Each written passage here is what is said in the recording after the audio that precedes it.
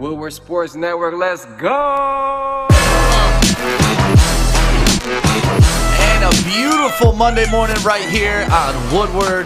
It's the Woodward Sports Network. My name is Stick. Welcome inside the Morning Woodward Show. To my right, yo, what's the word? It's Corey. To my left, Joey here. Hello there. And then in producer booth, we have Alex, and Adam is feeling better. He's back, and we got Fish here, and we got a big show today, so let's just get right on into it. Good morning to everybody checking us out on social media. Drop your name in the comment. Let us know where you're listening so we can say hi to you and just thank you for being a part of the Woodward Sports Network.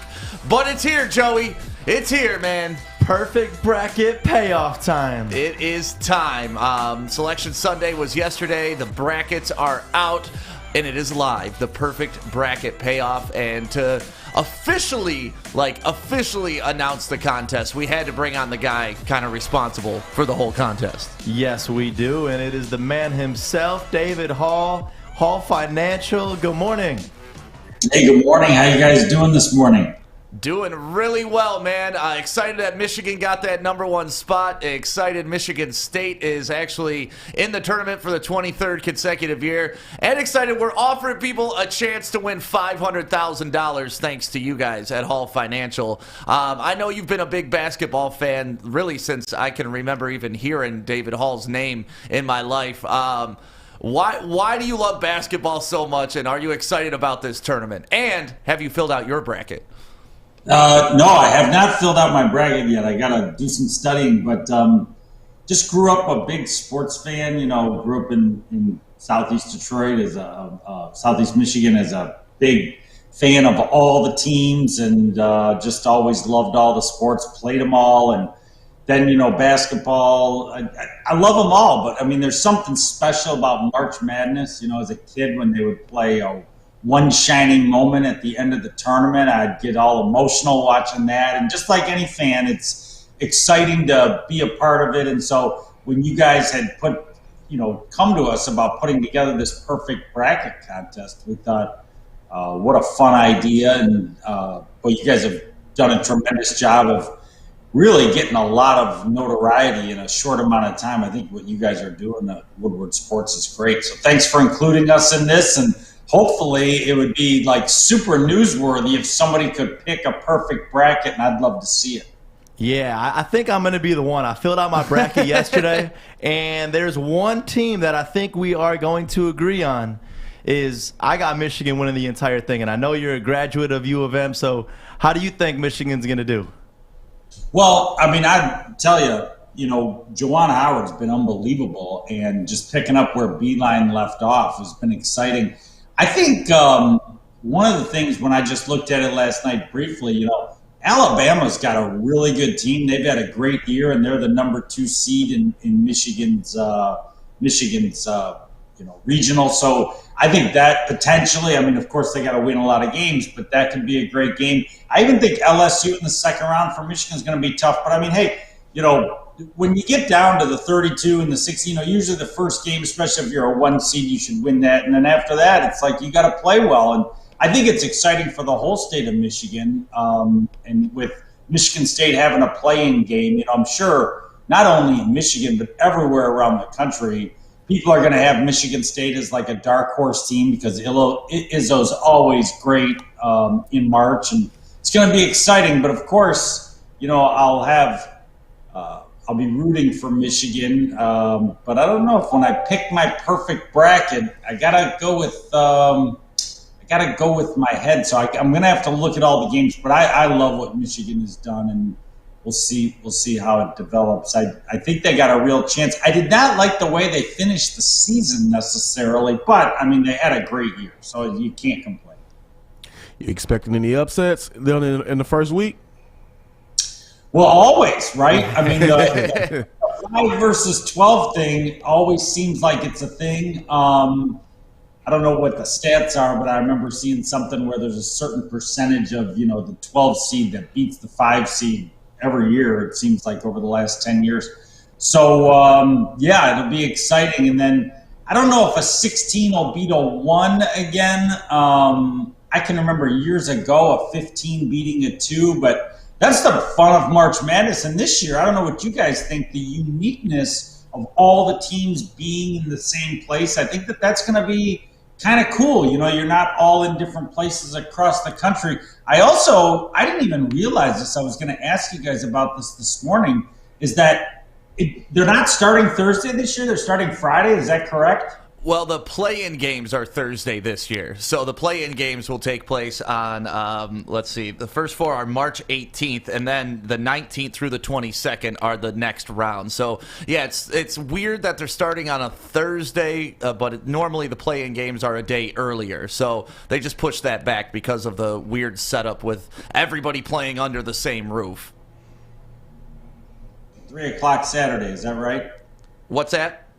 Is Michigan at 3 o'clock on Saturday? Yep, Michigan's 3 o'clock Saturday. They're going to play the winner of Mount St. Mary's versus Texas Southern. That's who they're going to play. Mount St. Mary's versus Texas Southern. Texas Southern's got some history, man. They put up some good teams in the past. And David, you were absolutely right about number 12 seeds upsetting number 5 seeds. It happens 35.7% of the time. And I know you're a numbers guy at Hall Financial, so you got to love those stats. Yeah, that's amazing. And, the tournament's just so fun. I mean, every year you're going to have a number of games come down to the buzzer. Those buzzer beater games are what everybody lives for and wants to see. And, it's win or go home, which is the most exciting part of sports. Win or go home. And so I'm really looking forward to some of these matchups. I think that, Gonzaga's going to have a lot of pressure on them this year. As a 1 seed who's undefeated. And it's interesting, how good are they? I'm interested in your guys' thoughts on that because, obviously they're good, but they just play such a soft schedule. It's like the opposite of playing in the Big Ten. And it'll be interesting to see, especially in the 3rd and 4th round, how they play. What do you guys think about Gonzaga? I'm curious. Yeah, I'm in the same camp as you are. Like they really haven't played the strength of schedule that you need to play to get you prepared to make a run at the NCAA championship. And then you compare them to a team like Michigan who has kind of stuttered down the stretch, but look at the level of competition. So we'll find out which one prepared the team better, having a cakewalk schedule or having the toughest schedule in the nation. But I'm interested to see what happens when Gonzaga gets tested the first time around. Joey, I know you got to Gonzaga going to your Final Four, right? This one's tough to me because I don't have them going to the Final Four. I got them going right before that to Sweet 16. The Elite Eight? The Elite Eight, Yep. And you look at their competition, and that's the biggest thing that you mentioned, David Hall, is they haven't had a game against a ranked opponent since December 19th. So it's like you look at this. So December 26th, there's one as well. But it's like you look at the teams they've played, San Francisco, Dixie State, Portland, Pepperdine, and it's like they got such an easy road, and that's just how they are. But when they play real competition like they're going to be seeing in the tournament, that's where we're going to really see if they got what it takes. On Dixie State, no, I'm kidding. Don't sleep on that. I've been watching sports for 50 years. I've never heard of Dixie State. That's the fun part about the tournament. The other big thing, no Duke, no Kentucky. I think North Carolina is like an 8 seed. Got some non-traditional things happening this year. And, I think for the Big Ten, I wouldn't be surprised to for sure see 2 Big Ten teams in the Final Four, maybe 3. You never know. How these things shake out and who they have to match up against. But, the Big Ten has gotten a lot of acclaim this year, and rightfully so. But Illinois, Ohio State, Michigan, and Iowa. I think Iowa's is Iowa a 2 seed? Yep, they're the 2 seed. Yep. Yeah, they got a great team. So you could really see a lot of Big Ten teams doing some damage, and I'll probably have at least 2 Big Ten teams in my Final Four. And I think you probably know who. That's what I got in my Final Four. What's that? I said that's what I got in my Final Four, 2 Big Ten teams. I'm not going to reveal them just yet, but I definitely have 2 Big Tens. And you mentioned no Duke, no Kentucky. That's the first time since 1975-76, which ironically was the last time a team swept the NCAA, went undefeated in the regular season, and won the entire tournament, which Gonzaga has a chance to do. So history may repeat itself since the last time those 2 teams weren't in the tournament. It's gonna be fun, and following the tournament is, just a great 3-week endeavor. It was so I don't know, rough last year to not have the tournament. I look forward to it so much every year. It's just great television for a couple of weeks, and especially I think the first and the second weekend, there's so many games, and that's really fun. And then, as you get towards the end, the consequences are even bigger. But I think that at Hall Financial, we were just excited to be able to partner up with you guys to do something really fun for your audience and the folks that have been, dialed into Woodward Sports. So, for anybody that wants to get involved in the perfect bracket, it's a great kind of a fun, competitive thing, and fill out your bracket, and hopefully somebody will pick a perfect one this year. I tell you, if they do, it'll be national news. So hopefully we get a perfect bracket right out of Detroit. Yeah, that'd be amazing. All you got to do is go 63 of 63, and you'll get $500,000 thanks to Hall Financial. And if somebody doesn't get a perfect bracket, we still want you guys to fill these out, because we got prizes all the way from 1st to 5th. And then everybody, as excited as they are for the $500,000, people are really excited for that last place prize, for that last place bracket, winning a new toilet bowl. I didn't even know about that part of it. That's great. Okay, perfect. We're going to give away a toilet bowl. That's new marketing. I like it. Well, that's from us. The $500,000 is from Hall Financial. We're the guys that can give a toilet bowl away, because that's where we're at right now. But yeah, I mean, that's the fun of this, is you don't have to be a bracket expert. If you don't think you could get the perfect bracket, that's fine. A lot of people are going to go for that. Adam said he's going to pick 16 seeds all the way through to win that toilet bowl. So you can have fun with this. Just sign up, tell your friends, challenge your friends.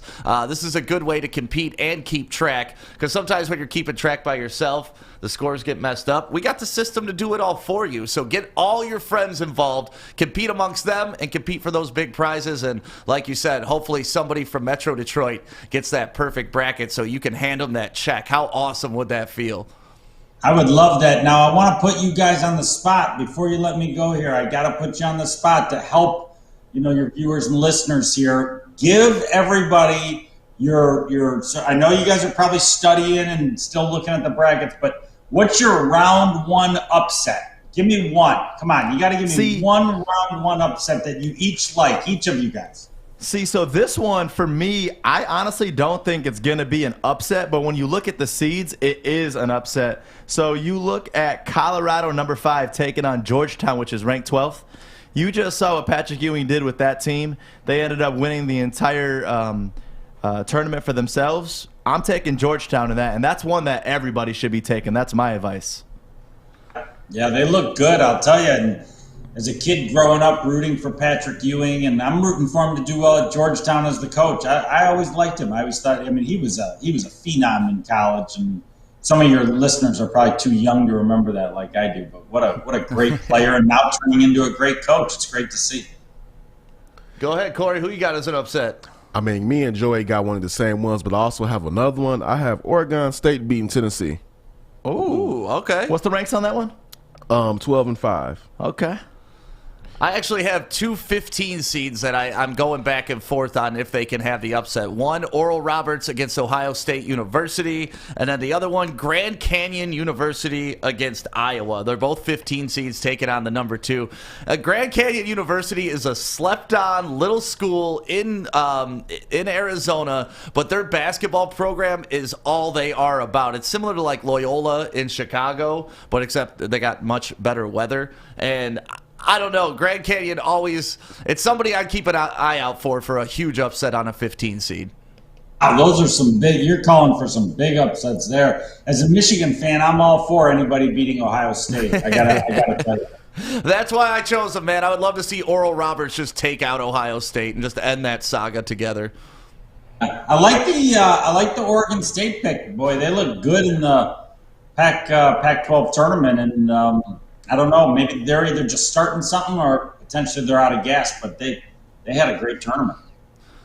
Yeah, it's going to be an interesting couple weeks here. It's probably my favorite sporting event of the year, and you have a chance to win $500,000 to pay off your mortgage and use it for whatever you want after that from Hall Financial. And like we said, we got great prizes 1 through 5 and that last place prize for everybody. So make sure while you're at work today, make sure your boss isn't looking. Log on to the computer, go to woodwardsports.com, just click on the bracket challenge. It'll take you right to it. It's absolutely free to enter, so you don't have to worry about that. And just get in there, fill out your perfect bracket. 63 out of 63. Who knows, man? It could be you. So get in there and do it. And David Hall, we can't thank you enough for being the major sponsor behind this and giving everybody the opportunity to at least have a shot at getting this perfect bracket. You got it, guys. Thanks for having me on. Love the show, and maybe I'll join you after the tournament's over, and either we're going to give away a lot of money to somebody, or we're going to give away that toilet bowl, hopefully both. Someone's guaranteed to win the toilet bowl, so yeah, we can go install that for them. Could we throw in signed by David Hall in there as well as a luxury? I don't know. I never signed a toilet bowl. I don't know about that. Thank you so much, thank David you so Hall. much. The entire Hall Financial squad, too, man. We thank them because we were in their office a couple weeks ago, and just everybody in there was so excited. And especially Shorty, the guy that was like 7 feet tall. Yes. Yeah, you got a great staff there. No, great that's my people. nickname. I gave him that nickname, you know. At 6'7", I call him Shorty. I like that one. Thank you. Yeah, your whole staff is great, man. They're going to have a lot of fun during this bracket challenge, too. You can tell, they got some Michigan State fans in there. They got some Michigan fans. They got an Ohio State guy there. So the trash talk's about to begin inside that office. And that's what we love to see when offices get at it. So make sure your entire office signs up. The perfect bracket payoff is live now. Woodwardsports.com. Just click on bracket. We're going to take a quick break right now. When we come back, we're going to talk about Michigan and what happened over the weekend to Michigan and why they're lucky to have the #1 seed. We'll do that next on the Woodward Sports Network.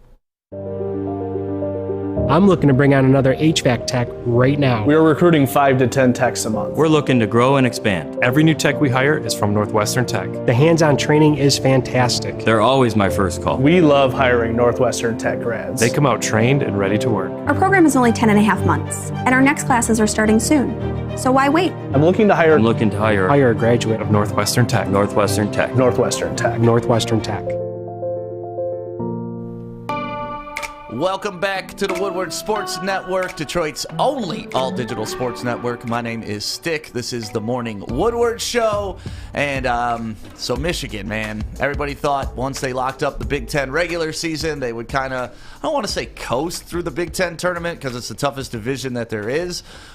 But they struggled, man. That was a struggle loss against Ohio State.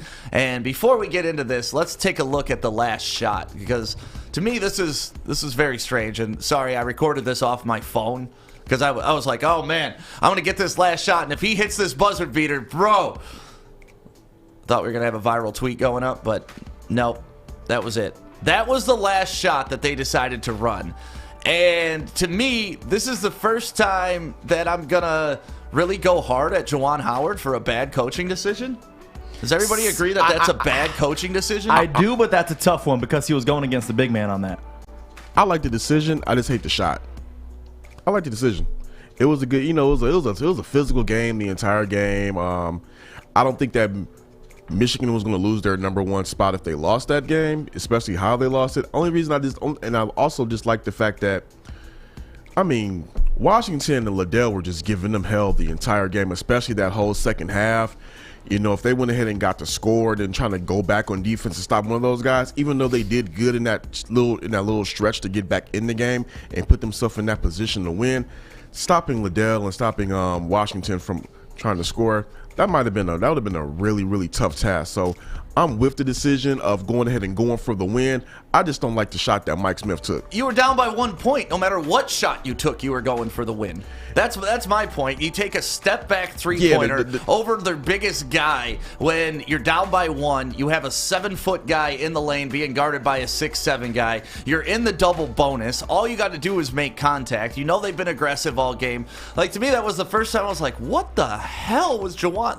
I even tweeted it out, Larry Brown would be very disappointed disappointed. That is not playing the right way. Like, could you imagine that? If Chauncey did that at the end of a game, he'd pull his ass right out. Like, I thought that was a poorly drawn up play. I thought he should have called a timeout. I mean, hindsight is always 20/20, especially if he misses the shot. And like I said, I was recording expecting him to make the shot, but I wasn't expecting a step back 3-pointer from a guy who was like 1 of 10 on the day.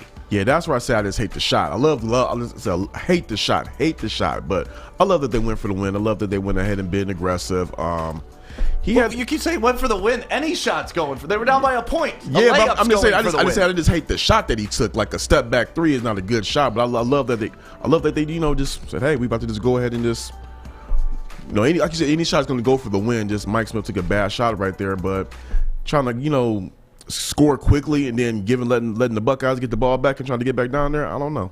Yeah, I'm okay with holding it to the last shot. I'm just not okay with your last shot. The play you draw up as an ISO to your point guard at the top of the key, just dribbling the ball in the ground and taking a step back 3. Yeah, that's just. I think if Juwan Howard had to do it all over again, hopefully if Juwan Howard had to do it all over again, he would make a different call. My thing with that, though, is you look at who we were missing that game, Isaiah Livers. And what I like is that we only lost by 1 point to Ohio State without our best player. And when I see that, I'm like, the team's at least starting to play well. And then you also hear with Isaiah Livers out indefinitely, that's where I'm a little bit scared. But at the same time, I was happy with what we saw. I mean, there was some times in that game where I was like, oh, boy, this is going to get ugly. But that shot that they took definitely could have been better. I thought, with that height advantage that we had, we should have been. But at the same time, with Livers out, somebody's got to step up. And Mike Smith tried to step up, which he did in the previous game. He tried to step up right there and be a leader and take over now with that last shot. The last shot was bad, but with them moving forward in the tournament, somebody is going to have to step up. And in that position, Juwan Howard trusted one of his guys to make the right play. It just turned out to be the wrong shot. Yeah. If he nailed it, we would up here be just be like, man, what a great job by Juwan by trusting his guy to go ahead and take that last shot, and they go ahead and they nailed it, and it's a whole different scenario. I don't know. I think you guys are just giving the home team treatment to Juwan right now. Like, he blew a chance to win the game and advance to win the Big Ten championship on a step back 3 by his point guard when it's in double bonus and you have the best 7-footer on the floor. I don't know, man. I was disappointed. I left that. I walked right out because I was in that room right there. I walked right out of the room like, what the hell is Juwan Howard doing? Like, I feel like this weekend I lost a lot of faith in Juwan Howard. I wouldn't say I lost a lot. I haven't lost a lot of faith in Juwan. I still think that I lost a lot of faith in Michigan winning because Livers is now out. Not in faith in Juwan as a coach. Again, we could argue or we can debate the last call. Mike Smith taking that shot was bad, but there could have been another play out there. But at the same time, you gotta be able to put some confidence in these guys with Livers being out. Somebody's gonna have to step up. And especially that, that's college basketball right there. Yeah. College basketball, and especially going down, driving last second. You'd mentioned the double bonus. We ain't getting a foul. Let's be honest. Because even on that shot, you could have argued that there was a foul because there was some contact on it. But what? You're not. You're just trying to bail out a shitty call. No, you're not. You're not getting that call. So I'm not too opposed on that call. Could have got a better shot up, but it is what it is. I know, and it's a loss. Exactly, and that's fine. And Michigan looking very bad going into this tournament. They look bad just because they've been unraveling over the past couple of days because of a couple of injuries. Juwan trying to get in fights with other coaches. It's all starting to add up. Like coming out against Illinois and just laying a 20, 30-point beat down, then losing to your in-state rivals after beating them, and now this trend of lose a game, win a game, lose a game, win a game won't get them far in the tournament. No, it won't. But the thing about it is, all they have to do is just start out and knock off whoever they face in that first game, and then just get this streak back going. Right now, I think they were just kind of rattled because with the news of Livers being out, it kind of maybe had some type of effect on them mentally. Who knows? I'm not trying to play armchair. We've been giving these excuses though, game after game recently. But it has been something different every game. It really has been. But at the same time, They're trying. They got to figure out. They're going to figure out something real soon because they may have an easier opponent in that first matchup. But as it goes on, one of those guys is going to have to step up, especially with Livers being out indefinitely. Hopefully, he can come back, and then they can get things back on track. But right now, somebody's going to step up. Yeah, I'm going through like everybody's brackets that they've already filled out, like Sports Illustrated. All their writers have everything up, and only one person out of like 8 has Michigan reaching the Final Four. Wow. Like I think a lot of people have lost confidence in this team over the past week and a half, and I'm starting to be one of those people. Like, and what happened with Juwan against Maryland? At first, I was like, "Oh, that's awesome! You got them fired up and all that." And then but now, like when you're stepping back and looking at everything, you're like, "All right, they got their ass beat by Illinois. They got players hurt. The coach now is trying to fight other coaches. They're not making the correct plays at the end of games." It's like, man, this team went from, "Oh my God, this could be better than the Fab Five" to, "Oh my God, this team may get knocked out round 2 of the NCAA tournament." No, that was you who said this team could be better than the 5-5. They could have been. No, they were never going to be in that conversation. Nowhere near. So I'm against that too. You reached on that one. You can make that conversation now, but if they would have ran the table and only had one loss and won the Big Ten tournament, the Big Ten title, and the NCAA tournament, we would have had that conversation. I still would have. Nah, I still like when you look at talent. I mean, maybe accomplishments. Of course, only Reed Richards was making that reach. No, I was making that reach. Dick Vitale. Ever since that one game where he just threw that out of his ass somewhere. Well, Jimmy King wouldn't even come on to discuss it, so I know he didn't even want to have that conversation. I mean, it wasn't about that. I didn't even tell him about that portion. I was just talking about basketball with him. Right. But they had a chance to be one of the all-time greats, and that is gone now. I mean, when you look at it right now, they are lucky as hell to be still having that #1 seed. Yep. And that's the biggest takeaway because somehow these last couple of losses that they've had have not affected them whatsoever. Well, so now they just got to prove themselves game after game and get, 5 games, and then all of a sudden they're there. Yeah, that's it. But the problem is right now they keep winning a game, losing a game, winning a game, losing a game. And this is a single elimination tournament, so the time is running out to get it right. And that's what I'm afraid of for Michigan right now is they're trending the wrong direction. But that being said, they are the #1 seed, even though they're the #4 seed overall in the tournament. But they are a #1 seed, and this is what Juwan Howard had to say about them making the tournament.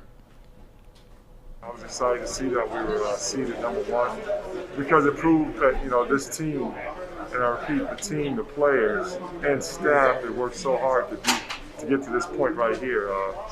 It's been a very long journey.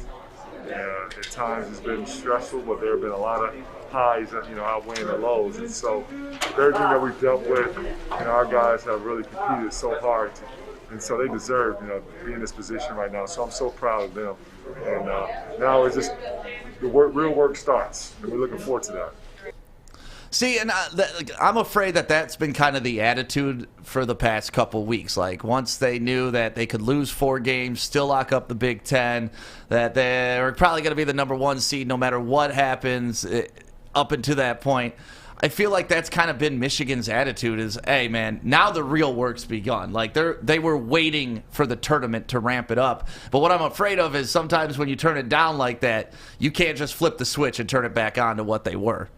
You know what? You're exactly right on that. But at the same time, I think that's just right now he has to go ahead and put that confidence in his squad, with Livers being out. He has to say those things to get those guys riled up. So that's all I think that was. Yeah, Joey, do you think that they've been kind of like mailing it in the past couple weeks because they've been waiting for this moment? Not waiting for this moment. I think that they got a little bit ahead of themselves because I am not for this team right now whatsoever. The last couple of weeks they have been playing like garbage. And you look at Michigan State, I'm kind of pissed that Michigan State has been performing the way they've been performing, and all they get is a playing game because I think they earned a seed with that one. They were lucky to get that playing game, man. Honestly, you look at who they've beat, though, you can't argue that team is able to contend because, listen, Michigan ended up losing these last couple of games, and there was a couple games against good teams. But I'm not going to overreact. I'm not going to freak out. Yeah, you keep saying, oh, they won, they lose, they win, they lose. But now we got to see if they can win. Okay. If they win, lose, that's then it. We're going to be talking. Yeah, we're going to be talking about how they just pissed away one of the best opportunities they had at a national championship in a long time because Michigan hasn't had a #1 seed since the Fab Five. So if they piss this opportunity away because they just took it easy these last couple weeks, they're going to be disappointed in themselves moving down the road and living with that for the rest of them life. Corey, you sent those videos over? Yeah. This is the reaction of Michigan finding out that they're a #1 seed, right? Yeah, it should be. All right, let's play this, Alex. Into a final region of the tournament brackets from the NCAA and its corporate champions. These are always cool moments. The East region, these are games.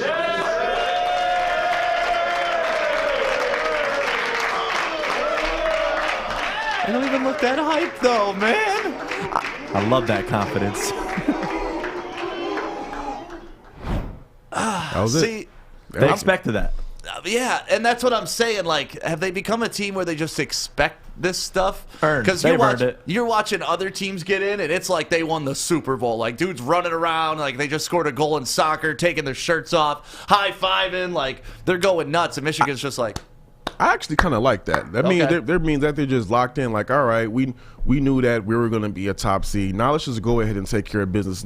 Let's not get too high or get too low about this, because what we just talked about right now, that they have been sputtering over the past couple of weeks. So right now, locking in the #1 seed, it's nothing to get excited about. It's about time to refocus and get down to business and go ahead and try their best to run this table. So great reaction. Just stay even keel. okay, well, hopefully they are about their business. Like we said, their first game is going to be, let's see here. They're playing Saturday at 3 p.m. against the winner of Mount St. Mary's and Texas Southern. We gotta give a shout out to, let's see, MyBookie. Let's give a shout out to MyBookie real quick. We're gonna be having a lot of fun with MyBookie with this whole March Madness. This is the time, man. If you want to bet on any of these games, March Madness, this is the fun time to do it. You can get into our bracket for free or go to MyBookie.com right now, and you can put some real money and win some real money on these games. All you got to do is go there, enter promo code Woodward, and we will match your first deposit up to 50%. So you got some free money to play with during the tournament. You got a hunch, you got somebody that's going to win, you got an upset, make sure you go to MyBookie.com today. We'll be right back, and we'll talk a little Michigan State. Oh, no, right back with Joey's news after this. I forgot what time it was. An ounce at Michigan dispensaries is over $300. Why pay that when you can grow your own? With just one light, you can pull down over 48 ounces every harvest. Do that math and then come see us at Grow Green, where we have everything you need to start growing and a staff of master growers to help guide you. Click growgreenmi.com. Welcome back to the Morning Woodward Show on the Woodward Sports Network, Detroit's all-digital sports network. And we got a new little video to intro Joey's news, because it is now time for Joey's news. Let's do it. Good morning, everyone. Extra, extra, read all about it. Let's get into Joey's news. Let's go. Let the tournament begin. This is my favorite time. We got Gonzaga, Baylor, Illinois, and luckily Michigan, all #1 seeds. And you got to go to woodwardsportsbracket.com and sign up. It's time. We had David Hall on this morning from Hall Financial. A shot for you to win up to $5,000 cash to pay off your mortgage. All thanks to Hall Financial. So check them out on that one. And Michigan, Isaiah Livers is out indefinitely with a stress injury to his right foot. I am a little bit scared on this one. I am. Do we have any word on his status? No, him and Brooks, really. Brooks is good. Yeah, Brooks is good, but Livers is out indefinitely. There with the stress fracture to a foot. I'm just gonna be honest. Don't expect him back for a couple of weeks, really, if at all, for the tournament. Oh boy, that's not what I wanted to hear there. No. Juwan Howard, he was back after being ejected, following some words with Maryland's coach Mark Turgeon. Michigan did end up beating Maryland by 13, but Corey, you and I were talking about this. They were going at it the entire game. I mean, they were, and also too, this has been building up since last year. This is not just some one-time thing that happened between Juwan and Mark Turgeon. It's been Juwan versus that whole staff. Remember, one of the DeAndre Haynes used to be on Michigan's coaching staff, and when Juwan came over, he wasn't retained. He's now on Maryland's side, and they've had dust-ups before, so this is nothing new. It's been building. Yeah, when I saw this, because it happened during a TV timeout, so no one really knew what the hell was going on. If you watch it right here, this is where Turgeon takes like a couple steps aggressively towards Juwan Howard, or it happened earlier in that. But that's what Juwan said. He's like, listen, I'm from Chicago. You take those steps towards me, I go into defense mode. And you could see Turgeon being a little aggressive, or Turgeon or whatever, being a little aggressive. In the moment, I loved it from Juwan Howard, but now, like I said earlier, now that I'm taking a step back and looking what Michigan basketball has been over the past couple weeks, it's like, man, they're kind of falling apart at the seams, I feel. And I don't know if that has something to do with it. At least it sparked the team in that moment. They went on to beat Maryland. But then did you see Maryland trolling them on Twitter after they lost to Ohio State? Man, that's okay. Yeah, that's you can't trash after a team beat you. You can't do that. And then also too, after Juwan got ejected, they backed their coach and ended up whooping their ass pretty handily. So I mean, I don't think the two things are related. I think that was just a separate, isolated incident. Michigan sputtering over the past few weeks, that just has to do with the injuries. And if you want to call in to question Juwan's coaching there, but I don't think they're related. Yeah, but I don't mind when coaches fight. I saw people on our Instagram commenting, and that's at Woodward Sports. If you want to give us a follow, like how it was a bad coaching move, how he's setting a bad example for his kids. Whatever. I don't care about that. Like, I want my coach to have some fire. I want my coach, that when someone steps to him, he's going to step back.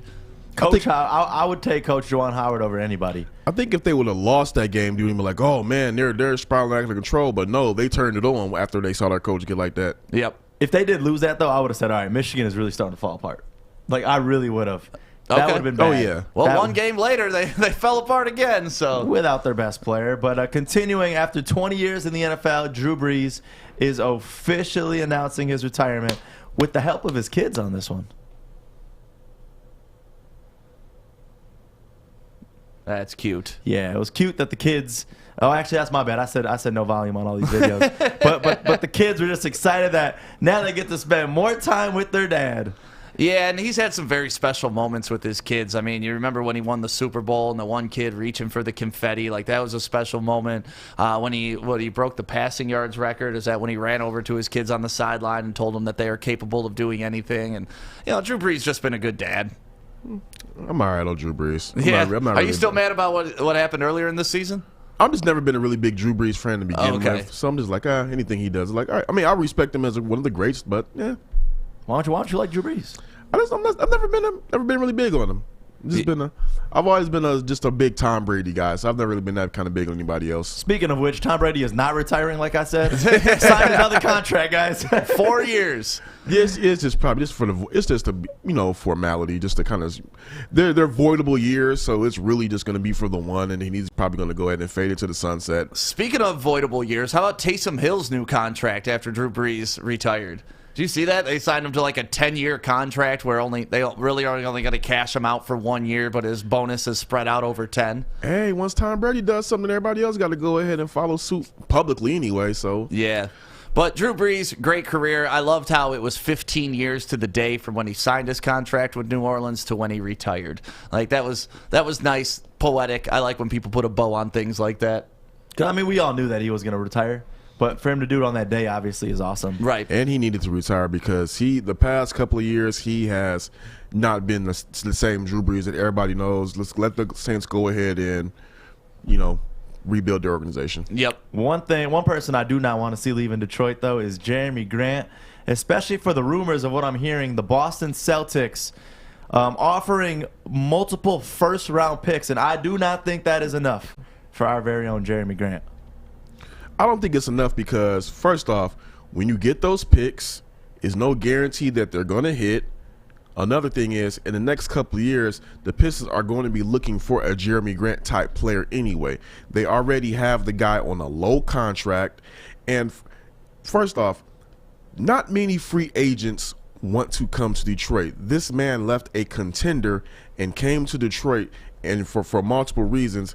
That's going to be a bad look if you just go ahead and trade him immediately. If they get, I don't think picks are enough. If you're going to do a trade with the Boston Celtics, you need to get picks and maybe something like Jaylen Brown. Are the Celtics going to give you Jaylen Brown? No, because they're not stupid. So, but the thing, if I'm the Pistons, I would have to get picks and a Jaylen Brown type player to give up Jeremy Grant. It makes no sense to give up Jeremy Grant when you're going to be looking for Jeremy Grant in a couple more years.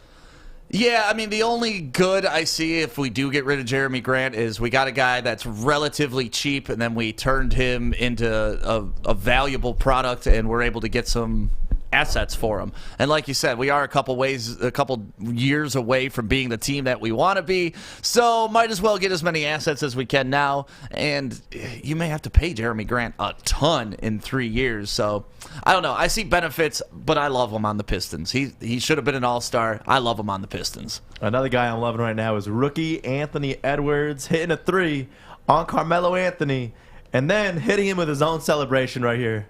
Did he hit him in the head? Yeah. Yeah, right in the head. Anthony Edwards did have a career high there, 34 points in a 2-point win over the Trailblazers. He's having one hell of a season. And real quick, I just wanted to take a second to shout out Crumble Cookies in Rochester Hills. I was there for their free cookie day on Friday. And this entire weekend, because I went back on Saturday, this entire weekend was slam-packed. I'm telling you, this is a place that you got to try because they have the best cookies I've ever had in my entire life. So go check them out. Once again, Crumble Cookies on Rochester Road right there by the Imagine Theaters. And say what up to Anthony and Amber and everybody over there because an amazing crew, and I'm happy that they're doing like well. a really fun event, man. Dude, it was packed. And that was my first event, too, in forever, ever. That's what I was just going to bring up. You know, like one of the things that we loved and one of the things that we've kind of been brought up on and how we know pretty much everybody we know is being out, being active, being in the community.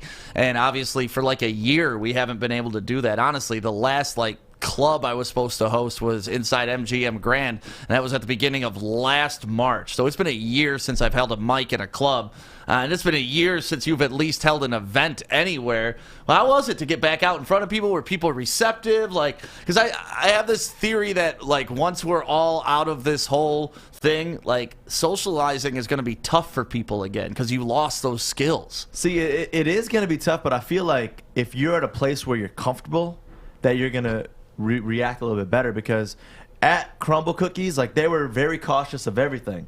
You know, the employees all had their masks on. Everybody felt safe. It's clean inside the store. So people were more comfortable being inside. Yeah. And they did such a good job of having people waiting outside the store and then orchestrating how many people walk in the store because obviously there was a ton of people wrapped around the entire building. But being there and just emceeing the event, and it just felt so good to be back out, and I just can't wait to do it more. Yeah, it's nice to see life getting a little bit closer to normal. Obviously, don't open the floodgates and go crazy, but it's nice to have those little moments of normalcy again. So I'm glad you got to go out and experience that. And, I mean, being there with free cookies helps a little bit, too. Yeah. Hey, Corey, did you get your free cookie?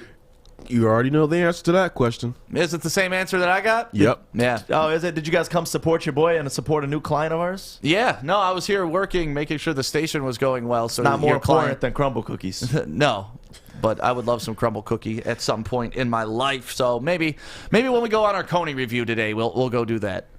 Let's take a quick break. When we come back, let's talk a little bit about Michigan State and how they fare going into the tournament. And then we got Adam's Bets coming up at 8:50 right here on the Woodward Sports Network.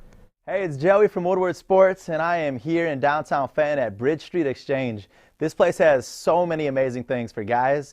And ladies, this is the hidden spot that you got to come check out. I'm talking Thorogood boots, best boots ever. They have barware.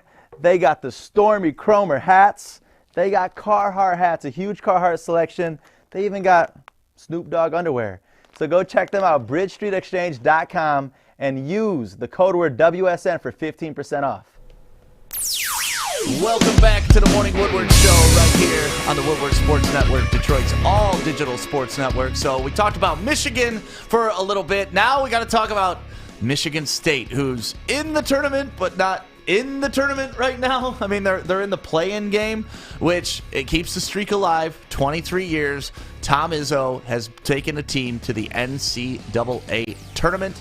And here is Tom Izzo talking a little bit about how he feels getting that play-in game. My opening thought is I want to thank my players. I lied to everybody. I tried to take the heat off. I said the 23-game year stretch didn't matter. When I look back and I see Mike Krzyzewski not in, and at least, I know Kansas got more, but I still think we're the only school, us and Duke, that had the same coach, and I'm proud of it. And I want to thank them because they went through hell. I feel like, getting in is a big deal. It's going to be exciting.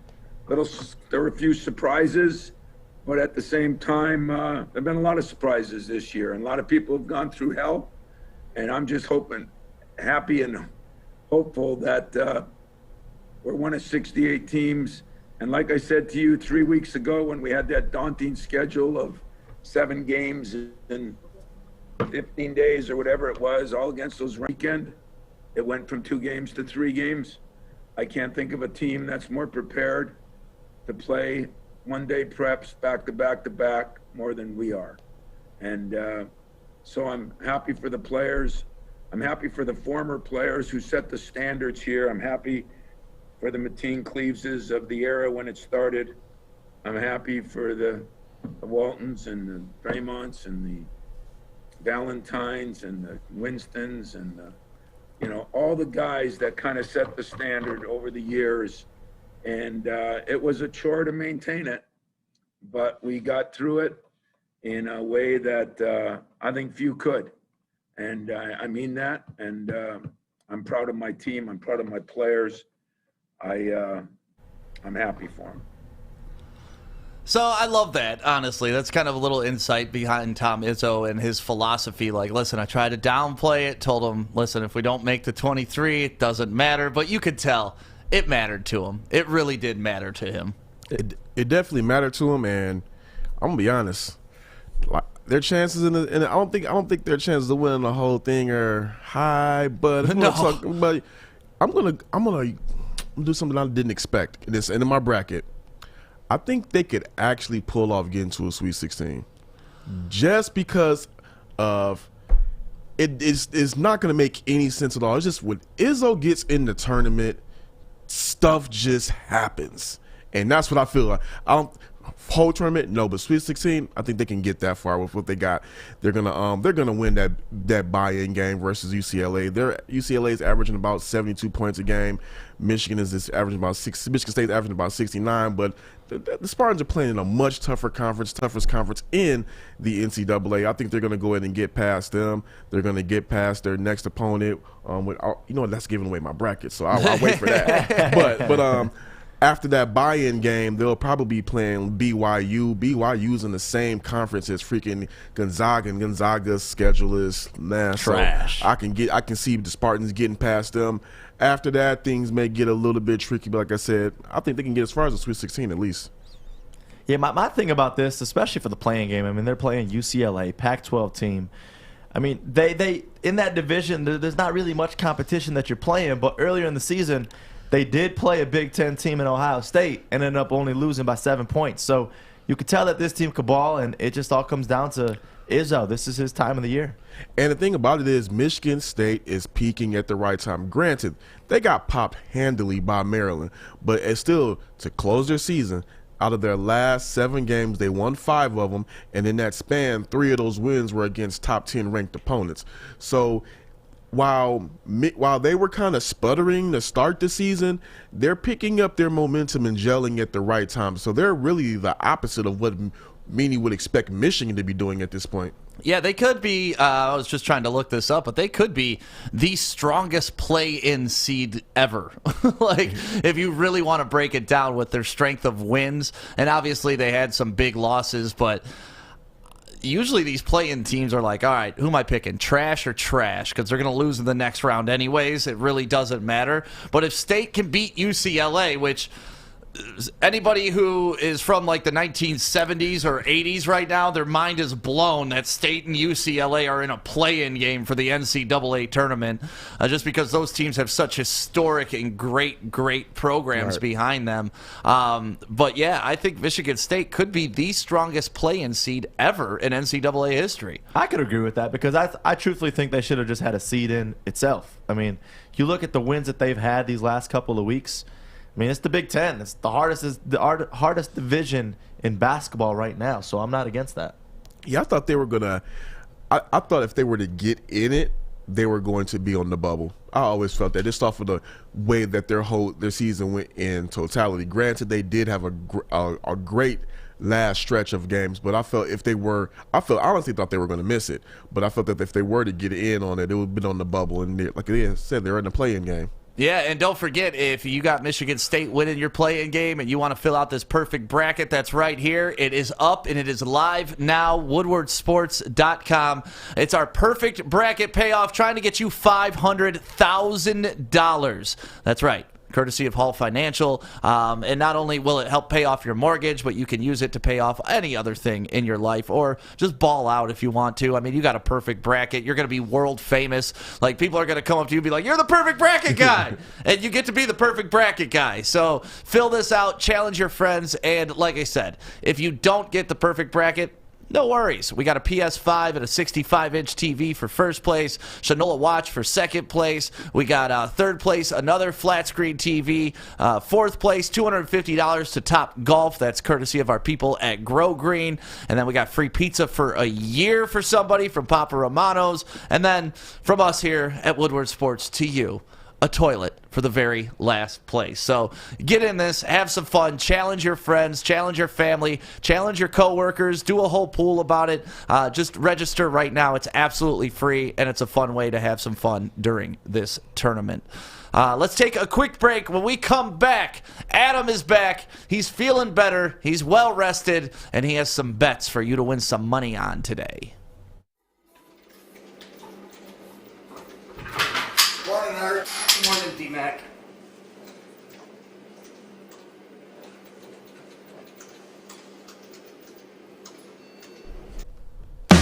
Welcome back to the Morning Woodward Show on the Woodward Sports Network, Detroit's all-digital sports network. My name is Stick. We've been talking a lot about the brackets this morning and that perfect bracket payoff that started. And now it's 8:50, so Adam is on with his bets. What's up, Adam? Welcome back, man. How you feeling? Oh, I'm alive, man. Feels good.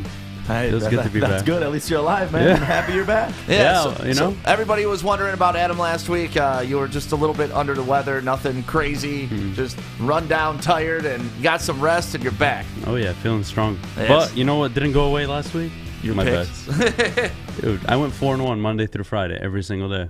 So even when you're not 100%, you're almost 100%. Almost 100%, baby, always. But today, I'm only going to do NBA and NHL action.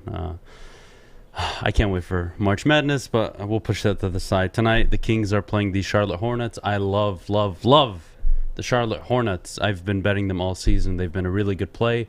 But I'm actually going to take the Kings straight up on the money line today. I'm super confident in the Kings. You could take the spread, honestly. They're only you only have to cover 3 points if you're the Kings. I think the Kings are going to win, and obviously the odds are much better on them winning straight up. So I'm going to take that for sure. And then we've got the Nuggets. Nuggets are playing the Pacers. Only a 5-point favorite. I mean, for me, that's a bit low. I'm going to take the Nuggets to cover the 5 points pretty easily. The next game, we got the Clippers and the Mavericks. Two very, very offensive-minded teams. 227.5 points. I'm going to take the over. I'm super, super confident in the over on that game. Luka Doncic, Mr. Triple-Double himself. Great season so far. I think this game easily goes over the points, so I'm not too worried about that. And then one of my favorite teams to bet against is the Ottawa Senators. But since we're talking about NHL, the Vancouver Canucks are one of the most prolific scoring teams in the NHL right now. But 6.5 points, 6.5 goals, that's too much. It's too much. Senators can't score. They're a bad team. The Canucks aren't. I say they win 4-2. 3-2. I don't see this game going over 7 goals. There's no chance. And then the last game of the night, another team I really, really enjoy betting. It's not even about betting the team. You're betting a team that's favored at only minus 105. So basically, if I bet $100, I'm winning $95. I'm basically doubling my money. That is such a friendly line. I'm taking the line here. I'm going to take Edmonton to win. Connor McDavid and Drexel have been like insanely amazing these last 3 games. I think their hot streak continues. And if you want to put all these games in a parlay, $50 wins you almost $1,500. So it's not a bad bet. That's a friendly parlay. But like we always suggest, man, you take all these bets individually, you cash out on that, and then have some fun with the parlay, because you don't want one game out of 5 to ruin your night. Like, you want to cash in on those 4 and then take your money and then go play with it. Yeah, explain this to everybody that reaches out and messages me. I'm like, all right, so here's what I do. My philosophy is I bet anywhere between $20 and $50 on each game, and then I put $5, $10 on the side towards my parlay. And I mean, 71 wins out of 103 attempts. It's not bad. Yeah, and when you do that, it's almost like, because I'm a big blackjack guy, so it's almost like you're kind of taking insurance, like when you do that. Like, all right, I have my big bets, but on the side, I'm just going to put this little bet, and it could turn into a big bet. Exactly. Yeah, so Yeah, I like that strategy. Really. Yep. Run it down one more time, Adam. What are your 5 bets, or 5 games of today that are worth betting on? Yeah, I'm going to take the Sacramento Kings to win straight up against the Charlotte Hornets. We're going to have the Denver Nuggets covering a 5-point spread. I'm super confident in that. The Clippers and the Mavericks. I'm going to take the over at 227.5.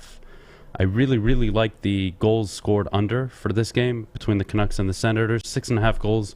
For me, it's too much in a game involving the Senators.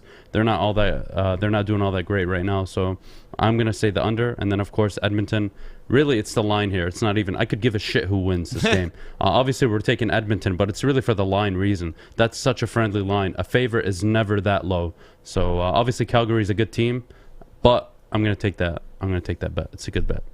Yeah, I like the Denver. That's probably my favorite bet out of all your picks today. So that's where I'd go if I had to make an individual game bet. But thank you, Adam. He is on every morning at 8:50 with his bets, and as you can tell, I mean, that record kind of speaks for itself at this point. Like, when we first started this, it's like, all right, let's see how Adam does. Now it's like, oh shit, Adam and his analytics and all the studying that he does is actually paying off. Yeah, I can't wait for my bracket.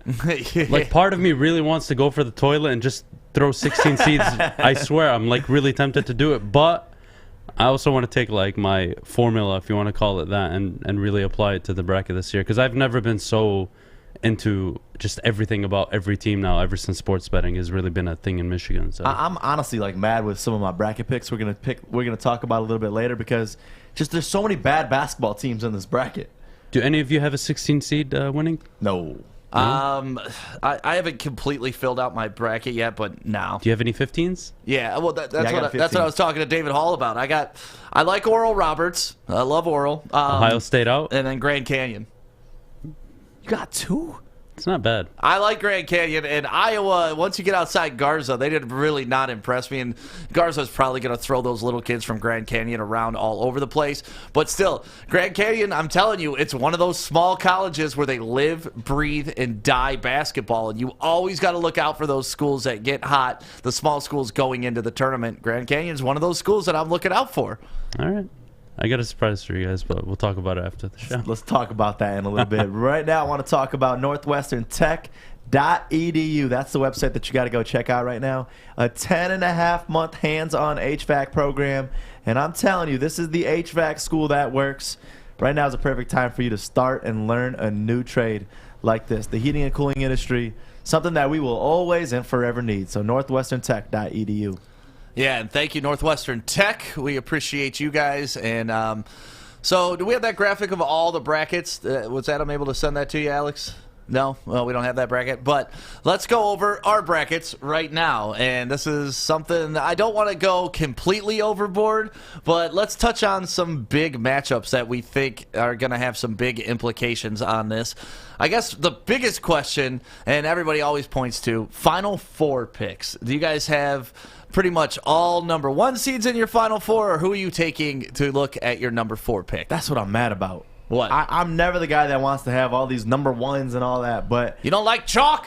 I don't, but I'm looking at this one right now, and I got Gonzaga. I got losing a little bit earlier, so I got Iowa taking the West Division. Ooh, who do you got Gonzaga losing to? Iowa the round before that. Okay. And truthfully, I think if not even a little bit earlier, but there's just not many good basketball teams in there. Yeah. There really isn't. I mean, normally I would have Gonzaga losing because they play no good competition. I'm a big Gonzaga hater. But then you go down to the East. Obviously, I got Michigan doing that and going all the way through, not only to be in the Final Four, but continue all the way. Georgetown is my big surprise in this one. That's the big underdog that I think they are not a number 12 seed. Like I almost guarantee, like I'm going to put money on this game. Which game? Georgetown in the first round beating Colorado. That's a 12 seed Georgetown. Yep. Against number 5 Colorado. Dude, Georgetown has just been balling out these last couple of weeks and the entire season. Yeah, and like you said, Patrick Ewing got them rolling. Georgetown's always a solid pick when it comes to basketball. I mean, they just have such a great history of great basketball players there. Corey, you got any weird people in your Final Four picks? I won't say weird, but I'll have no problem going through them. And I'm going to say this. This is to homage to Terry Foster for calling me home team. So I was like, you know what? Let me see if I can look at this bracket and get some home cooking going up. First off, in my Final Four, I have it as Michigan's going to be in there, Kansas, Texas Tech, and Illinois. Texas Tech. Yep, I got an upset. I wanted to have somebody that nobody would have. That I didn't think anybody would have in there, and I threw Texas Tech in there for some fun. Texas Tech is a 6 seed, and you got them going all the way to your Final Four. Not a bad pick. I mean, I got Texas Tech versus Baylor, but then I got Baylor beating them to go to the Final Four. Because I always look at these brackets and trying to make sense of, okay, this team should win here, this team should win here. It never, ever, ever happens that way. So I said, you know what? Let me just use a little bit of IQ and a little bit of fun with it, and now so I'm going to go ahead and pick my Final Four. Yeah, so usually I go through like 3 or 4 different brackets before my final bracket, right? And my first run through this, I pretty much took all chalk into the Final Four. I got all number 1 seeds in the Final Four. I got Michigan, Illinois, Gonzaga, and Baylor. And to me, Michigan has the hardest run to get there. Gonzaga, just like their regular season, has the softest bracket to get there. So I can see Gonzaga getting there pretty easily. Michigan is the only one I'm really concerned about. Like, I saw people having St. Bonaventure upset Michigan. Okay, that's just crazy. See, that's crazy because they're not getting past LSU. They got that freshman guard, Cameron Thomas. Dude's the number 4 ranked scorer in college right now. But Michigan is a little bit scary right now. I won't even lie. Yeah, that's what we were talking about earlier, man. Just their performance over the past couple weeks. It's like, oh, I want to believe in these guys. At one point, I was like, man, these guys are unstoppable. Nobody could hang with Michigan. Easy run to the Final Four. Nope. Yeah, not so much. But yeah, to me, the East is by far the hardest. And then you look at the fact that Michigan and Michigan State may end up playing each other. Do you really think that Michigan State is going to get far? I think they're going to get to Sweet 16, but I don't think that they're going to get to. I don't think they're going to get to play Michigan. Now that's not the way I have it. I have some upsets popping off in mine. I actually have a lot of upsets popping off of mine in that East bracket. So I have Maryland upsetting Alabama. Actually. Like I said, again, I'm not going in any sense here. So with me having Maryland upset Alabama, I have Maryland and Michigan State going up against each other. Again? Yep. Okay. I had a repeat on that one. And this time, now, I honestly think when they play each other, it could really go either way. I really do think that Michigan State definitely has the potential to come back and pop Maryland again. I don't think that Izzo will lose another game to Maryland. But if I'm just going to go off of what's been trending and happening lately, Maryland's been whooping on them every game this year. So I would have Maryland advancing past them, and Maryland and Michigan going up against each other this time again with Juwan Howard. Hopefully him and Mark can have boxing gloves and kind of stay away from each other this time around. But that's all I had mine popping out. Also, I had Michigan and Georgetown meeting in the Sweet 16 as well. Ooh, I'm interested to see your entire bracket. You got some interesting things going on. Yeah. Mine, like I said, mine's pretty straightforward. I took the bigger seeds. I don't think there's a lot of, competitiveness around the country this year in basketball. And it's been such a weird season to get a pulse on these teams. The only upsets I really do have are a couple of those 15 seeds, which I know are almost impossible to have upsets. No, not impossible. Not 15. 16s, I'd say, are almost impossible. Yeah, which ones do you have for the 15 seeds? Because the one I got is I have Cleveland State beating Houston in the first round. Do you? Yeah, but I mean, listen, this might be the home team like Corey's that Terry gave you. You going Horizon League, baby? I'm going Horizon League because, listen, if you can beat my Oakland University Grizzlies, I got you, and they look good that game. Cleveland State's a good ball team right now. Yeah, if you're looking at like percentages for brackets and stuff like that, the number 15 seed upsets the number 2 seed 5.7% of the time. You got them 50% in your bracket. The number 14 seed upsets the number 3 seed 15% of the time. The number 13 upsets the number 4 20% of the time, which is actually pretty good. 12 over the 5, 35.1% of the time, or 35.7% of the time. The number 11 over the number 6 seed, 37.1% of the time. And number 10 over number 7, 39.3% of the time. So that's, your 10 over 7 seed is almost a coin flip.